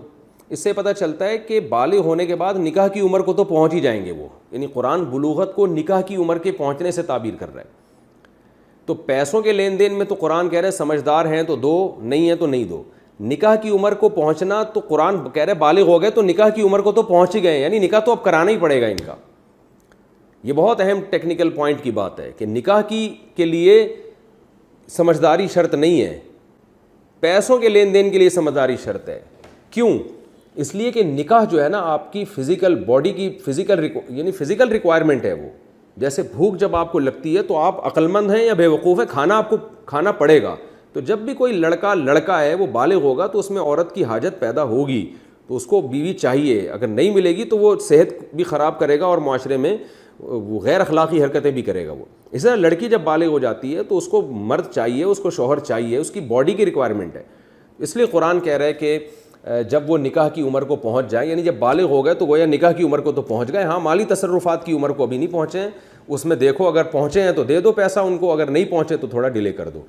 تو یہ بھی ایک بہت بڑا فرق ہے۔ ہمارے یہاں کہتے ہیں بچہ جب تک سمجھدار نہیں ہوگا ہم اس کی شادی نہیں کریں گے، ایسا نہیں ہے۔ شادی کریں تو شادی کے معاملے میں سمجھداری اس میں شادی کے بعد ہی پیدا ہوگی، میچور وہ نکاح کے بعد ہی ہوگا نکاح کے معاملات میں۔ البتہ یہ ضرور ہے کہ ماں باپ پر یہ لازم نہیں ہے کہ بچے کی شادی اپنے خرچے پہ کریں۔ وہ بچہ اگر بالغ ہے اور اس کے پاس وراثت کا اتنا مال ہے کہ وہ الگ گھر لے کے بیوی کو رکھ سکتا ہے اور اس کا نفقہ اٹھا سکتا ہے، تو بچے کو نکاح کی پھر ماں باپ کو اجازت نہیں ہے کہ بچے کو نکاح سے روکیں، یا اس کے اولیاء کو اجازت نہیں ہے۔ لیکن اگر بچہ کے پاس اتنا پیسہ ہی نہیں ہے کہ وہ نکاح کرے یا مہر دے سکتا ہو، یا وہ کہ وہ الگ گھر لے کے دے سکتا ہو، وہ باپ ہی کے ساتھ اپنی بیوی کو رکھے گا، تو پھر باپ پر وہ زبردستی بوجھ نہیں ڈال سکتا کہ میری باپ اس کی شادی کرائے، کیونکہ باپ پر بالغ بچے کا خرچہ لازم نہیں ہے تو اس کی بیوی کا خرچہ کہاں سے لازم ہوگا۔ ہاں البتہ شریعت میں ترغیب یہ ہے کہ اگر بچہ سمجھدار ہے تو باپ اگر اپنے خرچے پہ کر لے تو بہت اچھی بات ہے، لیکن ضروری نہیں ہے باپ کے ذمہ۔ البتہ بچہ مالدار ہے، اس کے پاس وراثت کا اتنا مال ہے، یا وہ کہیں جاب کر رہا ہے بالغ ہونے کے بعد، یا کہیں سے بھی اس کے پاس اتنا گزارا ہے کہ وہ بیوی کو الگ گھر لے کے دے سکتا ہے اور اس کا نفقہ اٹھا سکتا ہے، تو پھر کسی کو بھی بچے کو نکاح سے روکنے کی شرعاً اجازت نہیں ہے۔ بچے کو اجازت ہے کہ وہ نکاح کر لے۔ آپ یہ کہہ سکتے ہیں کہ وہ ابھی ناسمجھ ہے، بیوی کے حقوق کیسے کرے گا؟ تو بھائی یہ جو جہاں وہ نکاح کا پیغام بھیجے گا وہ یہ فیصلہ کریں گے کہ یہ ہماری بچی کے حقوق ادا کر سکتا ہے کہ نہیں کر سکتا، یہ ان کے اوپر رکھا ہے۔ اگر وہ سمجھتے ہیں نہیں کر سکتے تو وہ ہاں نہ کریں، یعنی اس کے لیے نکاح کرنا جائز ہے، لیکن سامنے والی پارٹی کے لیے تو لازم نہیں ہے کہ جہاں بھی یہ پیغام بھیجے تو وہ بھی ہاں کریں، وہ نہ کریں، وہ ان کا ہیڈک ہے۔ تو بچے کو کوئی اور زبردستی روک نہیں سکتا نکاح سے، یہ خوب اچھی طرح سمجھ لیں۔ کوئی رشتہ ہی نہ دے وہ ایک الگ بات ہے۔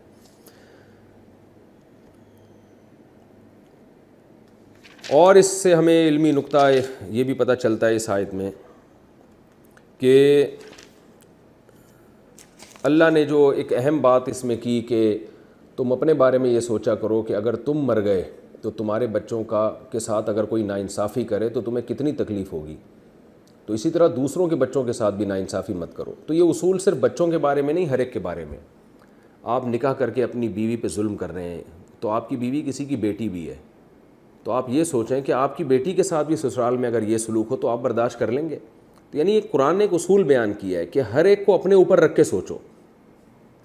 آپ اپنے جو ہے کوئی بھی اپنے ریلیٹیو کے ساتھ ناانصافی کر رہے ہیں یا کسی اجنبی کے ساتھ ناانصافی کر رہے ہیں تو آپ یہ چاہیں گے کہ وہی ناانصافی آپ کے ساتھ ہو. ایک صاحب مجھے کہنے لگے کہ اس زمانے میں جھوٹ بول کے مال بیچنا ضروری ہے، اس کے بغیر مال بکتا نہیں ہے تو مجبوری ہے. میں نے کہا ٹھیک ہے، پھر جیسے آپ کے لیے جائز ہے جھوٹ بول کے مال بیچیں اس دلیل کی بیس پر، تو پھر دوسرے کے لیے بھی جائز ہوگا آپ کو بیوقوف بنا کے مال بیچے. تو اگر کوئی آپ کو جھوٹ بول کے دھوکہ دے کے کوئی چیز آپ کو پہنا دے تو پھر آپ کو اس پر اعتراض نہیں ہونا چاہیے. تو کہہ رہے نہیں میں تو ایسا برداشت نہیں کر سکتا کہ کوئی مجھے دھوکہ دے. تو میں نے کہا جو اپنے لیے اصول ہے وہی دوسروں کے لیے بھی ہونا چاہیے.